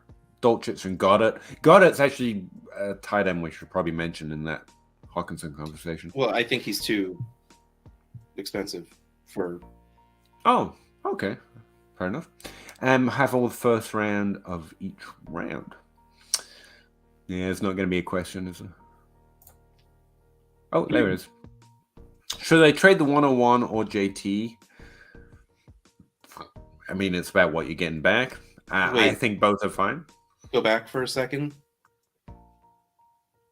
Oh, so Adam has the 101 and Jonathan Taylor. He's asking if he should trade either. Which of those should he trade? Honestly, I think you should try and start Taylor and Bijan Robinson in your roster next year. I think that sounds like a really fun thing. Yeah, No? but I don't think the rest of his team His is. wide receivers are good. He's not doing a lot of growth. No? But his wide receivers aren't great. Garrett Wilson's pretty great. T. Higgins is pretty great. I think Burks is going to be good. I think Bateman's. I think they're pretty good. I mean, you're right. It doesn't have a Jefferson or a Chase or a. That's more or less what I was getting at. Like, he has very good wide receivers, but I don't think there's a great one there. It's 1 QB. So starting 9, you're starting a quarterback. I'm tempted to keep him. Taylor, Bijan, Garrett, Higgins, and Goddard. So you're going to have Burks, Bateman, DPJ, Wandale, Pacheco. Like, okay. I would trade. I'd rather trade Taylor than. Yes, I would rather trade Jonathan Taylor, and I'm going to only trade Jonathan Taylor if I'm getting 2 players that I feel great putting in my lineup. Like, go get me Breece Hall and a strong wide receiver. This is a question. I don't really have comps. But Tim asked, what's NFL players JSN's comps? He's not playing a DK role. He's not playing that X. Profile-wise, I have to read it like I did Jamar Chase's. But that's just a name based on he had one exponential year and then didn't get to play more years. And that was a feature of Chase's profile. I think you're going to find JSN more ARSB-ish.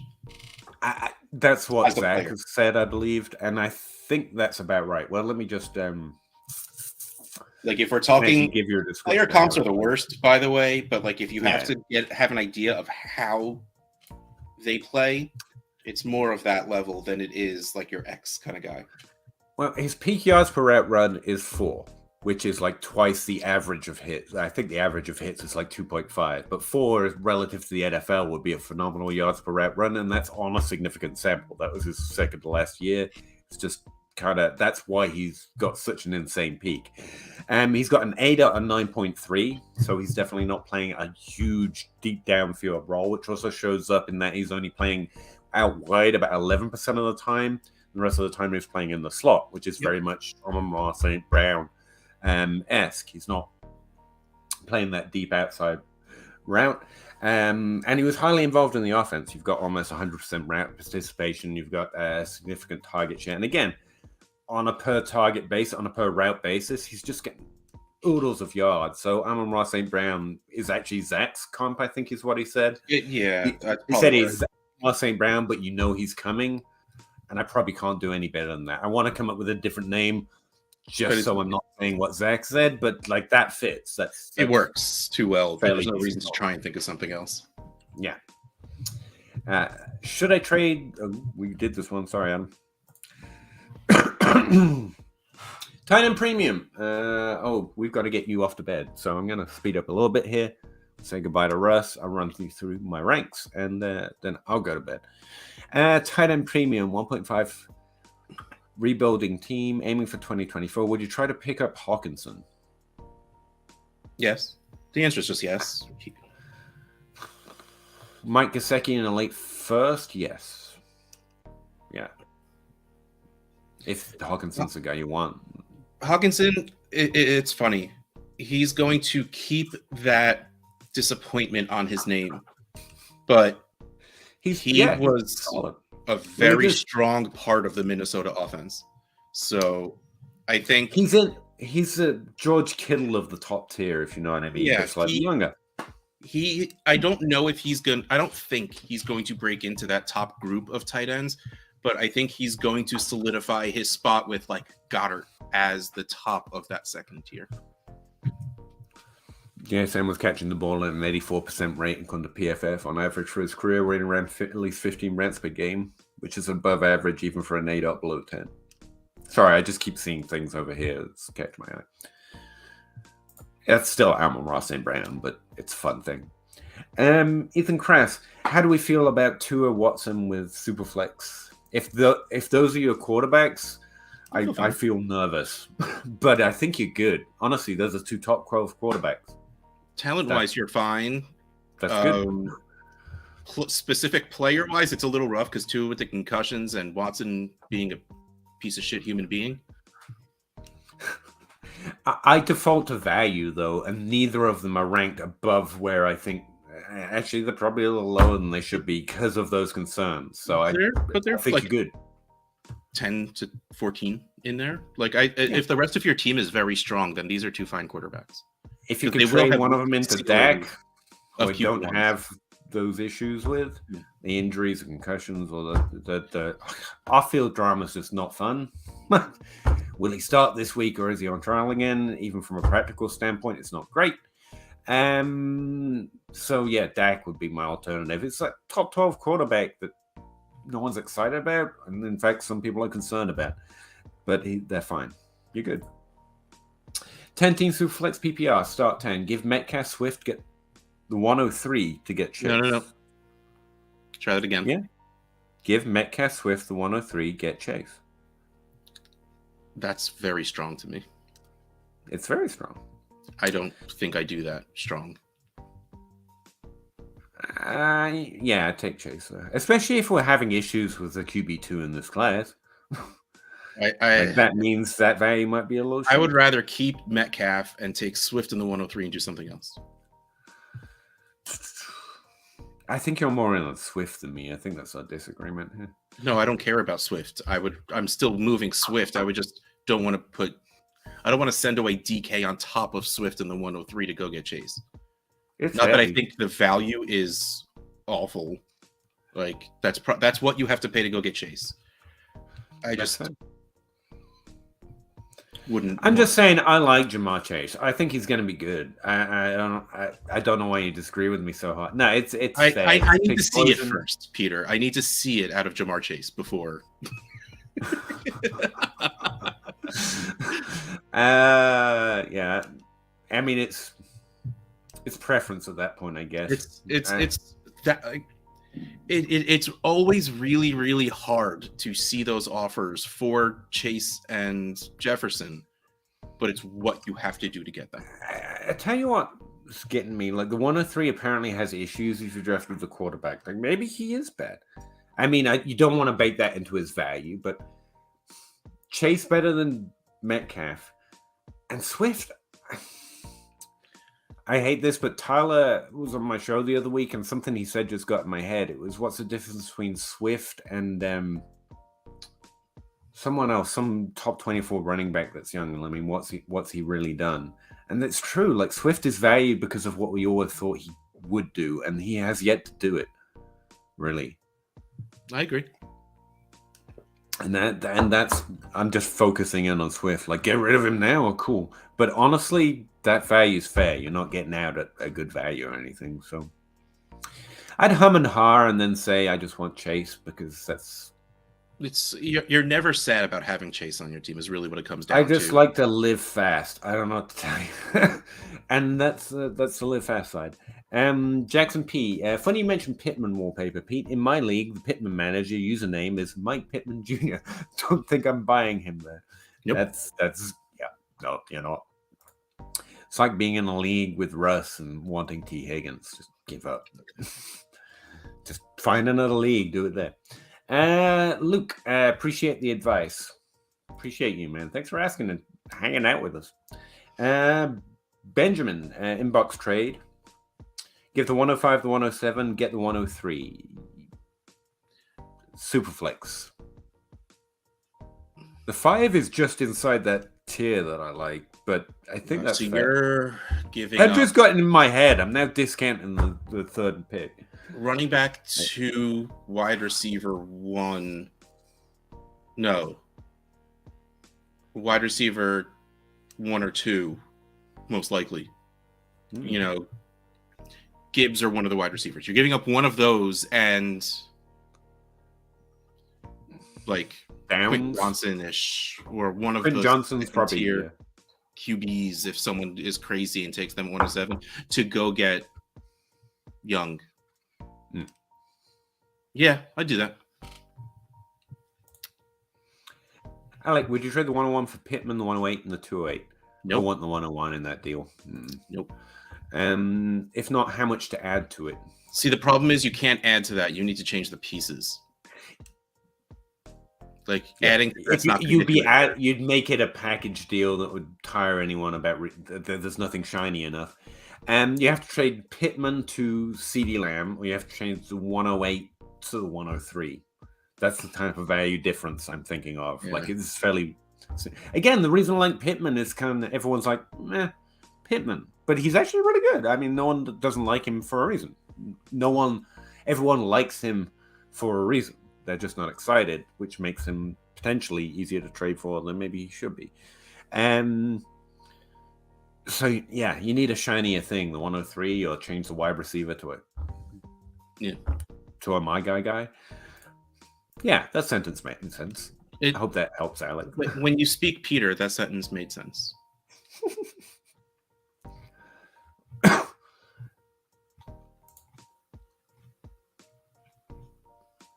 Inbox trade. We answered this. Yep.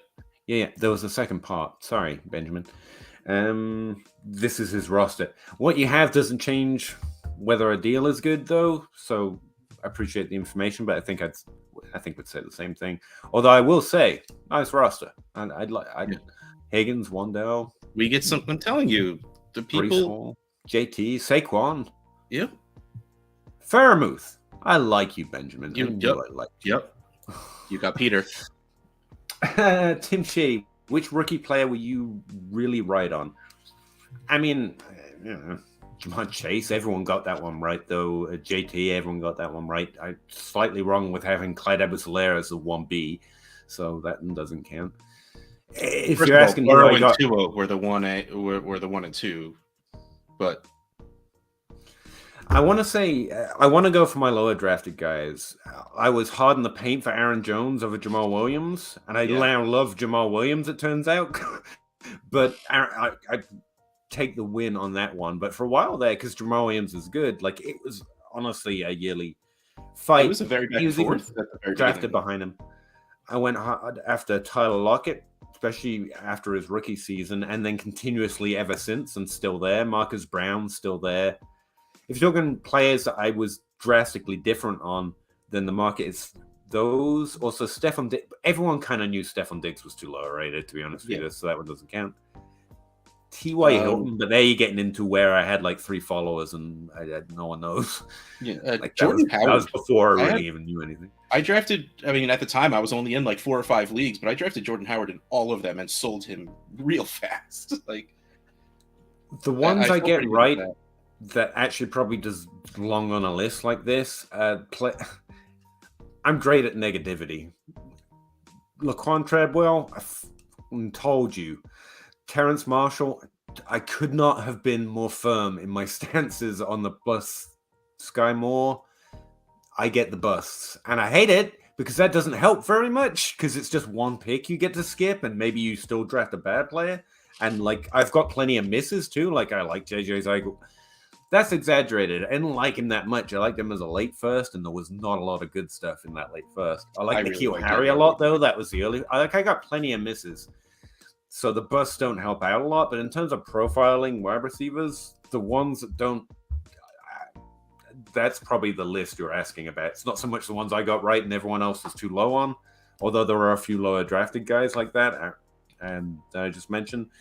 It's the overdrafted, lower producing guys. They're fairly consistent. I can't even really remember anymore. Those are the ones like people actively are like, you're just stupid. Look at the draft capital. I'm like, I know, and I don't know everything, but like he didn't do well, and then it works out, and I'm like, I knew I was being gaslit again. I knew it, because it gets to the point where you're trying to be reasonable, and you've got so much intellectual weight. Honestly, and scouting experience coming at you and like, I just didn't do the things the other people did. That's what I mean. That's what I think an outlier is. And then you're like, maybe I'm just an idiot in a basement. And every year I'm right. And no, doesn't matter. Like, it doesn't matter because I still draft fucking N'Keal Harry. But like, that's the list that I actually get right. Sorry, Russ. I know we're getting too late. I'm Lewis fading real fast. 101 for Hollywood Brown. Yes, get Hollywood Brown. You have the 104 too. Congrats. What are your thoughts on Pickens? I think Zach's right. He's probably the best trade candidate on that list because there's not a lot that can happen to that situation to improve him. He already got the volume, like Dotson did, but Dotson's situation can improve a little bit more drastically than Pickens is. Talent is there, though, I think. But he could be Pickens, the most likely to disappoint out of the group. Pickens is getting to the price where, assuming you drafted him or paid the price around before now, it's at the price where you should probably move it to a more proven asset around the same area. It's because the talent shows on tape. His type of talent is highlight reel shit. Because he's really good. Everyone's noticing. But you can't do that every play, and his situation can't improve, and it's probably still going to be good, but people will get I think people are more likely to get more disappointed in it, and it's not really necessarily about the play. Drew, 12-team Superflex half-point PPR, the 111, the 112, the 106, and Jordan Love as a throw-in. I think the 11 and the 12 for the 6 is a pretty decent deal, so Love as a throw-in. Yeah, 106. Yes, agree. 8-12 team PPR. Would you trade the 107 for Trevor Lawrence? And we did this already. Yeah, we did this one. We said yes. I said yes. You were confused. That's the same with every question. Brandon, I have the 101, the 104, the 109 in a rookie draft. Would you be looking to draft with those in a rebuild? Same people you'd be looking to draft if you weren't in a rebuild, because it doesn't matter. Don't plan your draft out. As a rough guess, you're going to get Bijan Robinson in the 101. The 4, assuming it's not a super flex, you're probably going to get the wide receiver 3, whoever your wide receiver 3 is. Yeah, like when you hit at the time. Like when you hit the 104, and if there's ties to be broken, you can go wide receiver if that makes you feel better, because in a rebuild, you want wide receivers over running backs, though the real answer is you want people that will increase in value, and that is usually running backs do that quicker. But I you can't draft with that in your mind, like that, like rebuild in your mind. It just rookie drafts, you draft the best player and then do what you got to do with them afterwards. I misspoke. You're going to get your wide receiver 2 or your running back 2, depending on how the draft goes. And you'd be happy with either. Those are all. Yeah. Talking about bust, I can't see a miss among them, assuming draft capital. Oh, trade the 109 for. Instead, go get Treylon Burks instead of the 109. That's where it gets dicey because the wide receivers get a little opinionated down there. It could be Quinton, it could be Downs, it could be Hyatt, honestly, for some people. But it's probably a wide receiver then. Andrew, I'm in a salary cap league. I'm into 1-2, and it frustrates the hell out of me because I can't barely understand what's going on. My intentions are always getting one difference maker than to get the rest off the heap. I'm thinking of going all in on Judy. Russ agrees. 2 years off from winning. Thoughts? I just have this line where if I haven't seen it yet, I just assume I'm just putting more money into a pot that's never going to pay out. But to be fair, per attempt, what Judy has done has not been bad. It is easy to blame on situation. Yeah, I don't think you go in on Judy as your difference maker. I think he is an insanely solid player who will be a very good contributor for your team. I don't think you can expect him to actually be the wide receiver 10 throughout a season. No. But I mean, value to upside ratio, I like your Tony take a little bit better, honestly. But that's also not your guaranteed difference maker, so Judy's a little more solid there. Brandon, Superflex League, you can just go, by the way, Russ. I don't want to make you mad at me. You're almost there, so I'm just going to hang around till we're done. The 101, the 104, the 109. Who would you be hoping to draft after Bijan? Again, don't plan. I mean, the NFL draft. He just reworded his question, which is the funny part. Everything. But if you want my top 5 right now, pre-draft will not be held to it. But it's in a 1 QB league. It's going to be Bijan Robinson, JSN, Addison, and then Gibbs. Oh, this is Superflex. Oh, you add the 2 wide receivers, and we'll pass. So you're still in a good position because, in a Superflex, you're not going to get a quarterback. So if that's the case, if you're in a rebuild and it's a Superflex league, trade back from the 101. Go from the 101 to the 102. Get a really good something to do it. And it'll be better for your team in the long. You'll walk. You'll get Stroud. You'll get Young. Whoever you feel like getting. You'll get a solid first on top of that. And then at the 104, you get your choice of wide receiver there. I would go take JSN at this point right now before the draft and all of that stuff at the 104. And at the 109, you can take that shot at Levis or Richardson if you really felt like it.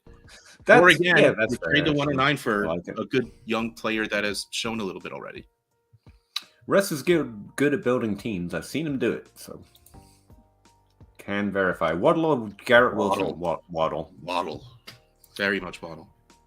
Traded the 106 and a 24 mid to early first for Hall.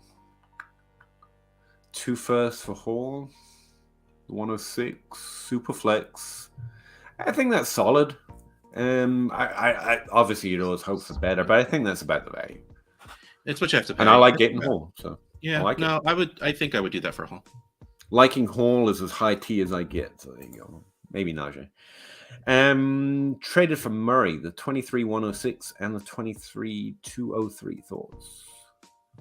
I traded Kyler Murray for the 106. That's not enough. Great. I mean, he got Murray for the 106. Oh, you traded for Murray. Oh, yeah, I think. Wait, I traded for Murray. What did you trade? He traded the 23-106. That's the way I read it. Traded for Murray. And he paid the 106 and the 203. If you paid the 106 and the 203 for Murray, that's awesome. Feels like stealing. In a rebuild? It doesn't matter. It doesn't matter what it is. That's great. No. Yeah. Miles. Thanks, guys. My thoughts on Pickens 2. Drafted him in second and looking to move. Yeah, and to be honest, we should like him. But people do already. So, I don't want to give you both sides. I'm on both. But, he's good. But his value is pretty solid to trade away right now because there are other good players you can get with less maybe if, buts, bad situations involved. Like you can add a first and get a lot. You can get one of your favorite wide receivers that you're like, outside of injury, they're going to do great. That's a solid move. I traded away Murray. Traded for Murray. I traded away the 106 and the 103. Beautiful. I'm going to report you to the police, sir. Highway robbery. Awesome trade. And that is the end of it. What's that? I was going to do my ranks. Bye, Russ. Bye, everybody. Yeah, I'm going to let Russ go to bed, but since I did title it ranks, and again, the early ranks, and as Andrew's consistently pointed out, I don't know what I'm talking about, but I did want to offer you where I'm at. I posted them on Patreon. I've made some rough notes about my first observations, and I'm going to try and do it quickly without boring you to death while giving you some idea of what I have been looking at. With quarterbacks, I've really been looking about completion percentage over expected relative to their conference and their ADOT. It's a metric called CPO. I do look at rushing share, but that's not been a high feature of the best prospects in this class. Now, I've got Stroud and Young both ranked 1 and 2 in a clear tier by themselves for the same notes. Again, I didn't even know their measurables when I was making these because I don't have combine sets and I don't go and look up other people's work until I have some idea of what I think. After that, there's several tiers, but honestly, I'm not overly excited about anyone, especially after I found out, talking to Travis May, there was a quarterback that was actually really interesting. If you're interested in the 24 running back, Grayson McCall, which is actually standing out. And again, I like to check that against, is this just a high production profile coming from like the Mountain West Conference or something? But Travis says he's actually pretty good, but he's decided to go back to school. And that left those two standing by themselves. I do have the others ranked so far. Jake Heiner is my number 3. Herndon Hooker comes in the same tier. So I like him better as well. I'm more about the tiers at this point. But I got him ranked 4. Then Malik Cunningham and Adrian Martinez are both in a 3rd tier for myself. I put Levis and Dorian Thompson-Robinson, the running back you've all been talking about, the Russian quarterback, in tier 4. They only really stood out because I am aware of the noise on Twitter that teams are interested. Levis looks like the underwhelming pocket passing quarterback, which I'm not overly excited about, but NFL teams and scouts certainly know more about what they can get out of him. If he gets draft capital, we're going to have to invest more time in trying to understand what his range of outcomes is going to be based on his landing spot. I thought my takeaway from Dorian Thompson-Robinson was going to be there is this path to rushing quarterbacks now, and I always want to bet on a player because that's fun, and I'm just a fan of football, so I kind of bet on players by nature. Talking with Travis, he really helped Dorian Thompson-Robinson's Anthony Richardson accuracy into context, and it looks genuinely bad. Like, again, the players we've struggled to see a path to accelerating in terms of accuracy once they get to the NFL level and things become harder have tended to operate at about 20% more efficiency. To put it in context, he was completing passes about 47% of the time relative to his ADA and his conference level. Drew Lock was at 60%, and that was one of the lowest that I've seen with significant, at least hype and potential and a starting job that came his way. So it's not that it can't happen, it's that those are the things I'm using to compare him to past prospects that were successful, and that doesn't compare them very well.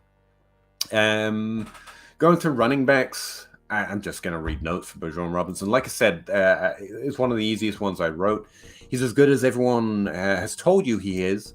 If you want some stats to throw around, the average top 12 running back in the NFL has a career best of 2.4 adjusted yards per team attempt, which is one of my favorite overall looks at how productive they were relative to the team volume situation, where you double the receiving yards and do it by team total attempts. So you're giving receiving backs a little extra edge there. They average 2.4.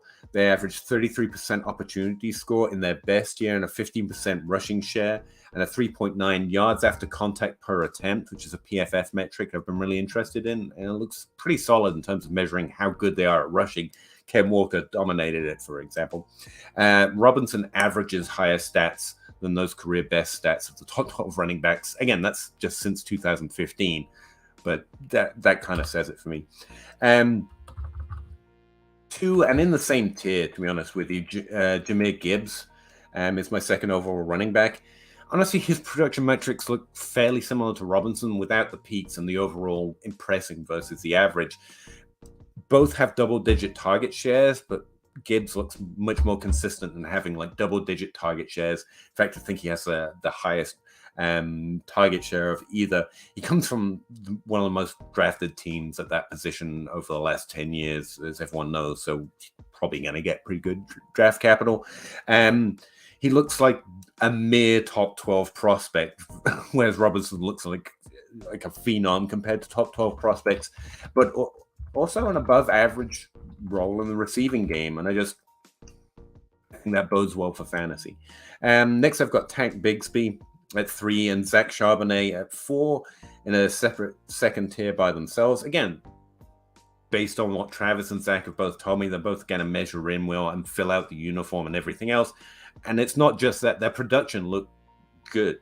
Tank Bigsby only averaged 1.7 adjusted yards per team attempt, that stat I was talking about. When you actually dig into his year-to-year stuff, he was hitting similar performance metrics in that yards after contact per attempt as Bijan Robinson. And when you dig into it a little bit further, you realize he was playing on a team that had like something like 20 or 30 less passing touchdowns, which just speaks to the overall lack of offensive potency, and 1,000 less rushing yards. He also looks like he was forced into more of a committee, and especially given the context that Travis was giving me, than he necessarily had. And again, when you look what he's actually doing, he's only getting his highest opportunities per game season was like 18, whereas Bijan Robinson is getting better overall numbers with like at least 5-6 extra attempts per game. And on a per attempt basis, he's as efficient yards after contact.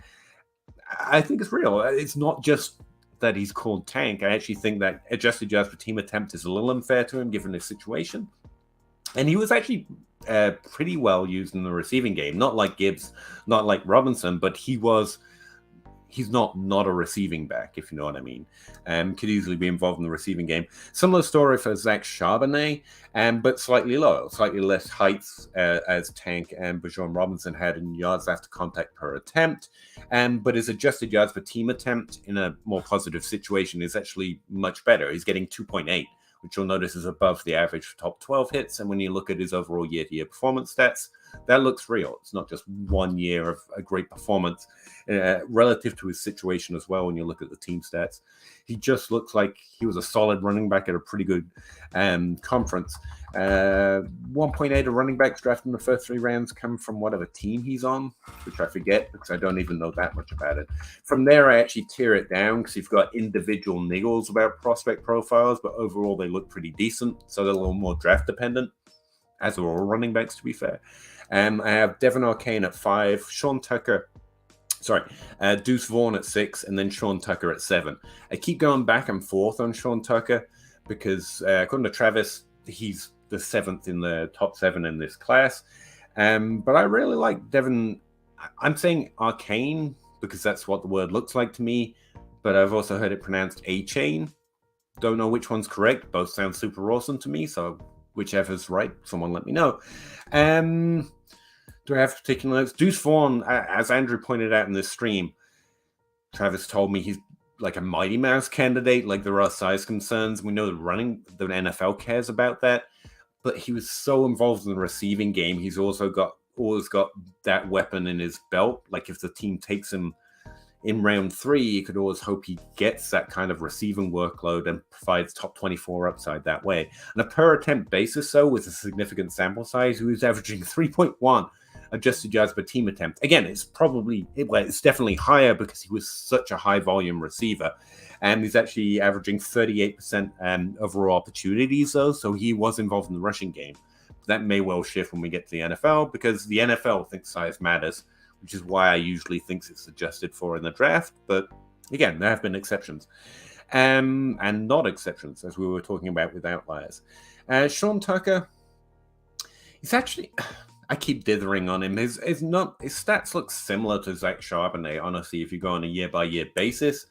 There's just not anything that stuck out, if you know what I mean, that I really latched onto as, oh, look, this guy's phenomenal in yards per after contact per attempt, and look at all these opportunities and this receiving workload. He looks solid. 34% opportunity score in his best season, which is above average, and 2.6 adjusted yards per team attempt. Again, he's got both that rushing and receiving share. I'm starting to see the depth in this class, especially when you're talking about the 3-down profiles, which is like, man, I hope that guy gets some draft capital, because the running back really is thirsting for running backs right now. And there are some that could definitely fit the bill in here. And Sean Tucker falls into the second tier, though, because his team is accounted for literally 0% of running backs drafted in the top 3 rounds. I think it's Syracuse. Yeah. And that significantly matters for all players, but running backs are much more opportunity driven. Your landing spot and your draft capital provides a much quicker path to opportunity, and running back where opportunity is much more given. That's 0%, and it's just because it's Syracuse matters. The NFL can easily just ignore that and look at the performance and say, yeah, that guy's great, and draft him like anyone else. But from the outside, sitting in my basement, that Syracuse stat matters. And the only other running backs I've got ranked, Kenny McIntosh, Mohamed Ibrahim, and then Zach Evans. I did look at DLF ADP, and Zach Evans is way up there. It's going to have to come from the tape. The only reason I have him ranked is because Travis and Zach have both told me about him. When he's on the field, what he's doing is great, but he didn't get on the field a lot. He got on the field so little that he doesn't cross any of my volume thresholds, that I think his stats for the season are fair to compare to everyone else, because you've got small sample efficiency or lack of efficiency on too small a sample. The same reason that I think Tank looks worse in adjusted yards per team attempt. I don't think he was getting the volume to really hit those kind of numbers. So the reverse can also be true. But again, smart people who have been doing this for a while, who are actually saying that he's good per attempt. Why he wasn't getting opportunity seems to be a bit of a question. And also why he chose that team. There might be personal decisions that someone else is going to have to talk to. I don't know. The only reason I know to rank him is because people have watched and said, the talent's there, he just never got the volume. But because he never got the volume, I have no stats really to work off, which is fine, but that's heavily draft dependent. So he just, if he gets drafted really high, then I'm just going to move him up. But that's all I'm going to have to go on. That's the only running backs I have ranked right now. I only have 4 tight ends, and there's nothing really to note here. Michael Mayer looks like a solid prospect. 1.9. I like using yards per route run as my single stat for tight ends. It actually tests a little bit higher than receiving yards per team pass attempts, which is not true for wide receivers so far. The average is about 2 for successful prospects who have at least 2 top 12 seasons. That's well within the range. He got like 99% route participation on the team per team pass attempts, which is solid. He was a receiver, which not all tight ends are. So yeah, his production profile looks solid. Nowhere near someone like Kyle Pitts or Evan Ingram to do the disappointing version. Well, I guess they've both been disappointing so far. But he's also meant to. The other difficulty with tight end is that measurables, Andrew, since I've been disagreeing with you all season, measurables certainly seem to matter for tight end, in that without them, nothing else matters. Now, this year, Garrett Wilson actually put some fly in that ointment for measurements matter here, because you saw the team using him correctly, that receiving skill came out. But tight ends, historically, that doesn't happen. Even Jordan Reed, who's perpetually injured, and Jimmy Graham, the receiving tight ends, Evan Ingram, Kyle Pitts, they're all over 2'4". They're all over or close to. That was the thing about Ingram and Pitts, actually. 240, if not 250 pounds. Like, you don't get small guys playing that position in the NFL, and that's been so consistent for so long. It's just I have to admit it matters. So we do have to see that, but Michael Mayer is meant to fit that bill. So he's my tight end 1. Sorry, smoke. Dalton Kane came up as number 2, the only other guy I'd consider putting in the tier 1 but I don't know much else about him. Hit that 1.9 yards per route run. Darnell Washington doesn't have any volume stats for the same reason that Zach Evans does. He just literally didn't play enough. But he's meant to test off the combine. And remembering Jaleel Woods from last year, like the NFL values it. And so we're going to have to value it if for no other reason than to trade it away, because I kind of like to see him do something before I value him outside of a 40 time. Wide receivers, I pretty much ranked them through this stream, but if you're interested, my first tier is JSN and Jordan Addison.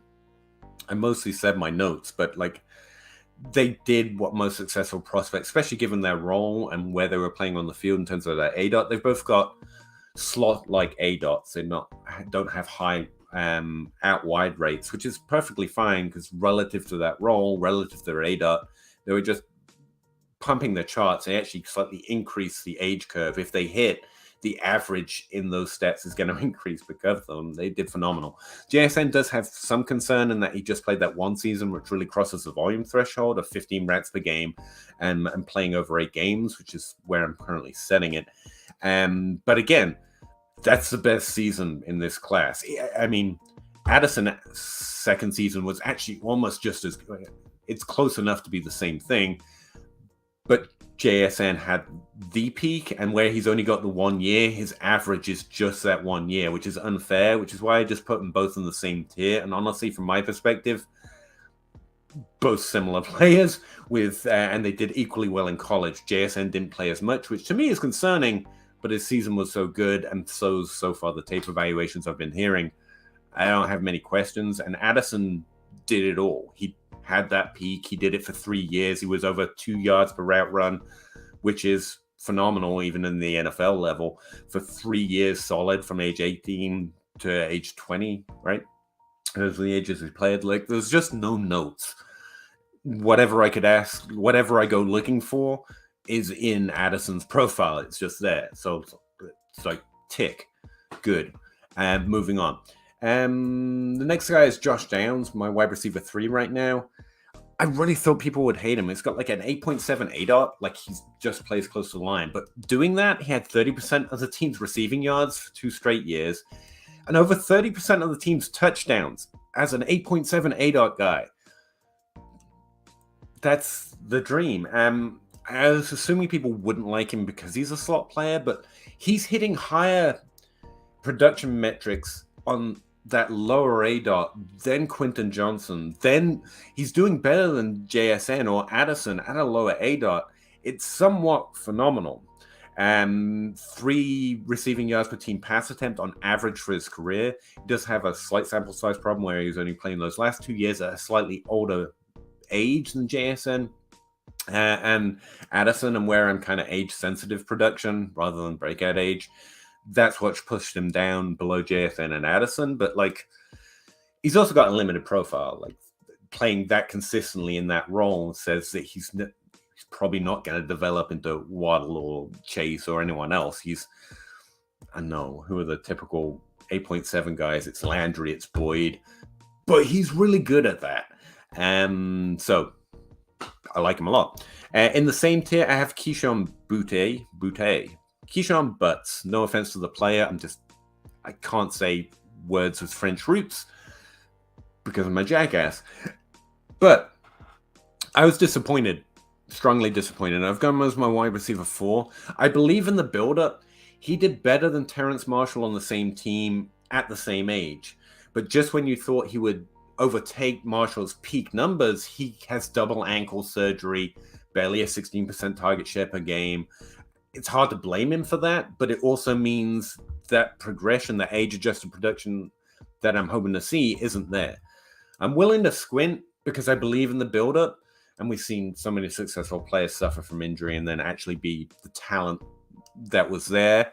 But that's why I'm moving below Downs. And honestly, if you want to have Quentin Johnson above Keyshawn, I'm not going to argue. Again, I see what everyone's excited about. Quentin, he could easily be above Downs. Again, this is the same tier.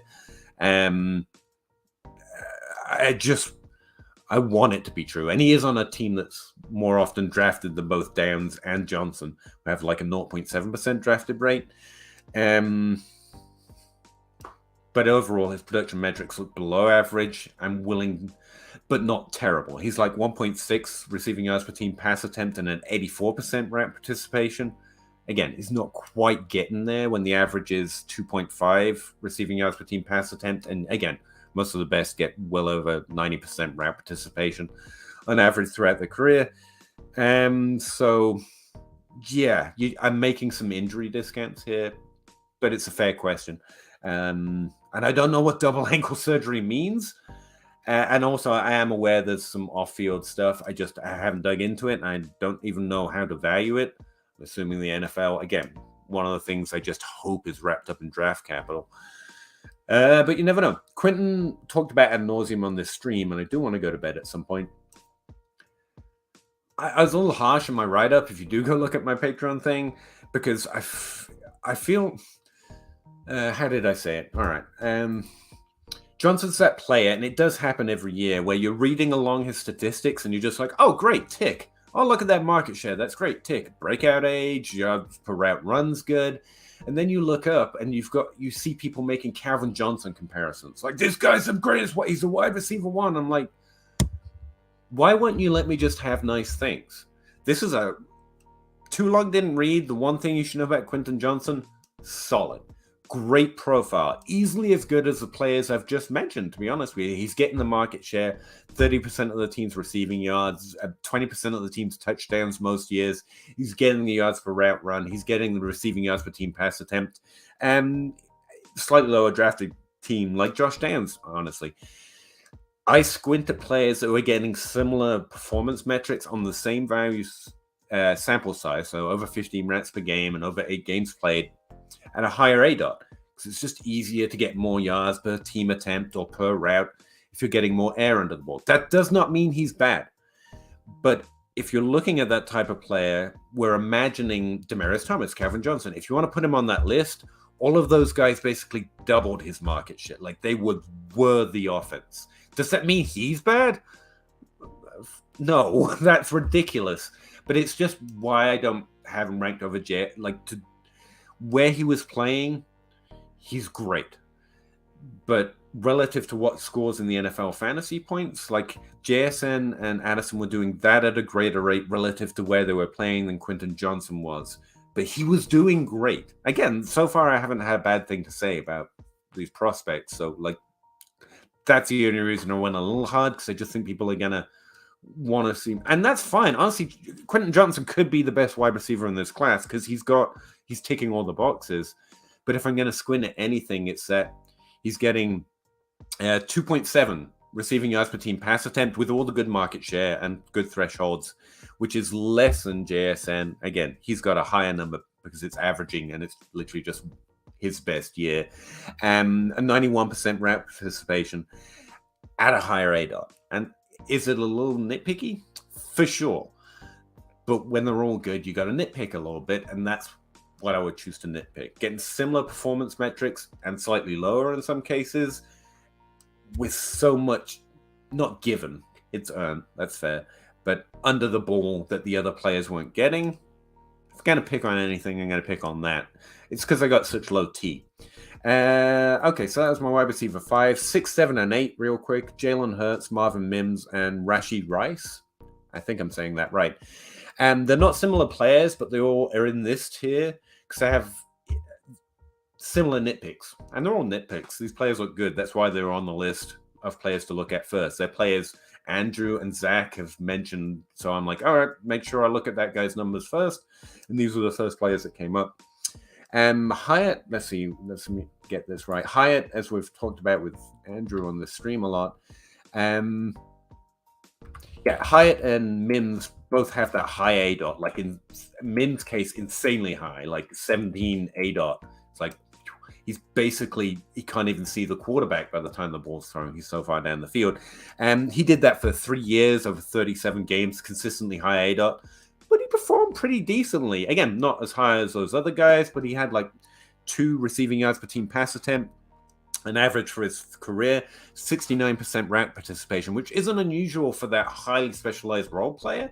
Again, Christian Watson just this pure year in the NFL, and McCall Hardman could easily see him filling a role. He's coming out after 3 years in college, which is about average. And he was on the list because Zach says he's doing fairly well. And you look at his like court percentage from PFF, and what I did is I looked at the average for players with ADOTs, and he's got such a high ADOT that's a very small list, so it's a little less consistent than SIPO, for example, but it's essentially the same process, but for court percentage, and he's right at or above the average for players with these huge ADOTs. So that's good. He was performing at a relatively high rate. That's actually one of the things I did ding Quentin Johnson for that I just forgot to mention. Relative to that high ADOT, because Quentin Johnson went from like a 10 ADOT year one, and then in year 3, the next time he has 8 games and 15 rounds run, he's at a 14 ADOT, which isn't Mims high, but it is a higher ADOT, and he's actually catching the ball at a below average rate based on that calculation. That means nothing. It doesn't have a lot of signal, but if I'm looking to describe how well they performed, relative to guys getting all this volume, he did great. And that's probably why he's a little under below average at core percentage. But if I really had to argue it out, Quentin Johnson versus JSN and Addison, I'd point out that relative to their ADOTs, the other two were catching the ball at an above average rate relative to their own ADOT. And you could also argue that's quarterback play, like what do I know? And Johnson was slightly, just like 2-3% below average. And most prospects you'd imagine do well in that. But again, it has very little signal, so maybe not. But I think that's a contextual stat that is fair to compare. Mims was doing well in that stat as well. Jalen Hyatt, I can't remember off the top of my head, 16% target share on average, which is actually fine. I was really looking at that. I dinged him for it. This is Jalen Hyatt. I dinged him for his 16% overall average, but it's actually fine when you're looking at a college career. Like T. Higgins had a slightly elevated ADOT and an averaged 16% target share. Like it's not overly concerning. I know you like Hyatt, so I wanted to dig in a little further before the stream, Andrew. Anyway, that's Mims. He looked fairly decent. I can't remember his core percentage at ADOT, but I think it's fairly good. Rashee Rice is actually a similar problem on the opposite direction. He had a sub 12 ADOT for most of his career. He also played 4 years with 42 games. Now, while I like having volume, and I don't care about the age he's coming in, but players who play 4 years, that's not going to create a good sample window. It is worth noting that he's coming from a slightly lower conference. It's the American Conference, and that's somewhat typical. A player that's going to do something in the NFL from a lower conference tends to spend on average a little extra time because you've got to get someone to notice you, I guess, and no one's watching the American Conference, or not as many people are watching, not as many scouts as the Big 12 or the SEC. So it's not too bad, but overall it's not a great look. But if 2 years of Hyatt and Johnson and 3 years of 2 years of Hyatt and 3 years of Mims suggests that this role player nature is ingrained in his profile, then it's really ingrained in Rashee Rice. That's basically what he did. That low ADOT, close to the line of scrimmage, catching at average or slightly below average rate relative to that ADOT. Like that's what he does. He's perhaps Hunter Renfrow, who was awesome at that for a number of years, and based on where we probably expect him to be drafted. And the type of role he was having in college, that's roughly where I'm at on him. He's going to be that quarterback safety net that's not a running back. And he was fairly good at that at college. But again, he was averaging 1.2 receiving yards per team pass attempt, which is below the average for players with 2 top 24 seasons. But when you look at his overall profile, because Zach specifically told me to go look, yeah, it looks solid. It looks like he performed relatively well at a lower ADOT and a slightly lower conference. Thank God. The last wide receiver I have ranked, because I have to do a profile on him, is called Cedric Tillman. He has a JSN problem that he's just got 1 year that is his average, which means it looks high. He's got 2.8 receiving yards per team pass attempt. The average, again, is 2.5. So that's above average. But that's just his best year. That's an unfair comparison. And it's because he's this late career breakout. Well, I don't want to dismiss that last year he had. Looked great. He had an amazing last year there. But a player who struggles, he didn't even get like 2.4 receptions per game for his whole college career, and then that last year it blows up to 2.5, and on that smaller sample, he has somewhat good compared to average receiving yards per team pass attempts and yards per route run. And again, a lot of air under the ball while he was doing it. He looks. I was hoping maybe this was a small sample trap like JSN, who was actually good because more good players are good. I actually think he's just a late career breakout. And longer players play, the more they know about the offense, the more senior difference they get. The coaches can trust them to do what needs to be done. And also they know these players are trying to make a career. And I think there's something I call senior difference, which is where you give more roles and more responsibility to your seniors or to your older players. One, because they're older, they're more physically developed, they know the offense better. And two, because you know they're trying to make a career, so they need to record stats. And it's fair to say coaches like their players, I hope. And so we're trying to give them opportunities when they can. That's what Cedric Tillman looks to me, first blush at least. And that's a red flag. Those late career breakouts, when that's all they have on their profile, that's a little more concerning. Sometimes you find a Kenny Golladay, who has that late career breakout because he was playing at a lower conference for a couple of years before he elevated and then dominated at a higher level at an older age. Sometimes there's Calvin Ridley, who dominated for 3 straight years over the age of 20 before going to college. That none of those exceptions apply to Tillman as far as I can find. I don't know why I'm talking about it so much, except for the fact I'm trying to get ready to profile him. All right. I don't know how helpful that was, me just reading them, because you probably lost track of who I was talking about when. I know I would. I tried to do as well as I could. But again, I posted all these stats are in my pinned database. I've got it simplified down to just those 2 things that I was talking about on my ranks sheet, which I posted on my Patreon last night instead of writing any of my articles. If you want to check them out, or hit me up on Twitter, I'll be happy to type something out instead. I see some comments. Sorry, I just wanted to kind of run through that real quick. Andrew's mostly agreeing or disagreeing. I appreciate that, man. I think you're all just having a conversation. Okay, so I'm just kind of interrupting. Agree on Quinton. In FF, the best wide receivers are great separators, and he isn't that. Oh, that's good to know. I think PFF has some things that are meant to measure separation, but I've been told by Zach and other film grinders they don't like the way they measure it, so I tried to stay away from it. Court percentage seemed like a beeline to it for me, because whether you're separated or not, how I catch the ball relative to the space you create for yourself, I was hoping would help. Again, adjustments would be great if conference or team adjustments worked, because there's no simple average you can do that's going to account for the competition level or even the quarterback play. I was looking at one stat. PFF has got a stat called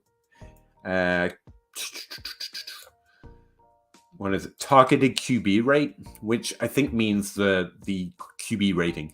The rating that quarterback was getting, the QB rating, when targeting that player. And I thought, there's a way we could look at how well they're doing comparing to their teammates.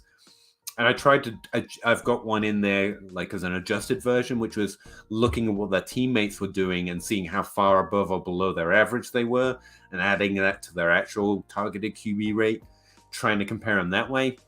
It doesn't seem to be working very well, and I think the simple reason is, and you guys are probably already laughing at me because you watch games, and so you're like, yeah, that's not going to work. Because if Quinton Johnson is doing well relative to the other players being targeted, he's doing well relative to players playing different roles, because you don't have 3 Quinton Johnsons on the team all vying for the same targets. They're vying for different routes every play. And so, yeah, that idea, I don't think that didn't work, but the targeted QB rate itself did have an interesting signal. And I think it's worth looking at more. I asked Spaceman, Dave Wright, who also does a database and has got PFS stats for a minute, if he'd ever looked at it, and it said it includes like touchdowns and stuff, and so he was a little uncertain of it. But I think it's an interesting one to look at, since it's in some way trying to say how good the quarterback was while targeting that player. And I think we could work something out with how good the quarterback was and then how good that quarterback was relative to targeting that player. I think there might be something there that could help us out with more context. Again, the adjustments are never going to work out, but I think it's an interesting look into the context of the season. Like, I think it's a little unfair to ding Quentin Johnson that way, but when it adds up with something like you say, from watching, he's not getting the separation he needs to maybe catch the ball at a high rate. I think it's in some way adding up. Hopefully. I can see him being more of a Chase Claypool than a Calvin Johnson. Yeah, that's what stands out to me. He, like min-maxing his career range of outcomes, because Chase Claypool had a top 24 season on touchdowns alone that first year, and so there is upside even if he hits that range of outcomes. So I don't want to ding him because he was getting the market share. It was a huge part of their offense, and a similar percentage of that offense of other players with higher ADOTs. And he didn't have like a 17 ADOT like Mims. It averages out somewhere like 12, but that last year where the most of his numbers come from, it was at 14. I actually went line by line to find that one. And again, it's not a problem, but I like knowing what they were doing relative to where they were playing. I think that's the real benefit of the PFF stats, instead of just having to look at this holistic average receiving yards per team pass attempt, which does test fairly well. And I thought that was an interesting way of looking at it. I've really been kind of getting lost digging into it. Claypool's a good player, but I don't know. Yeah, it's where I just like to draw the NFL and fantasy. That means I get to not, call players bad because they don't score fantasy points, because, again, I've said it on this stream a lot, like Ted Ginn had an amazing NFL career. Several teams, first-round draft capital. I think he was part of a Super Bowl winning team at one point. What a career. I've never done anything that great. But for fantasy, he was bad. But that doesn't mean he was. It's a Ted Ginn line for myself. Chase Claypool is good. It doesn't have to mean good in fantasy. That doesn't have to be bad in football. It's a certain type of player.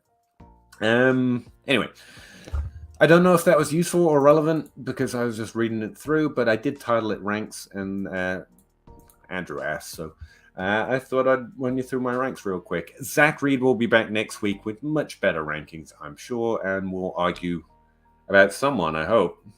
Last year we were way too similar, so hopefully I find an exception this year. Really appreciate it, everyone, and we'll see you next week.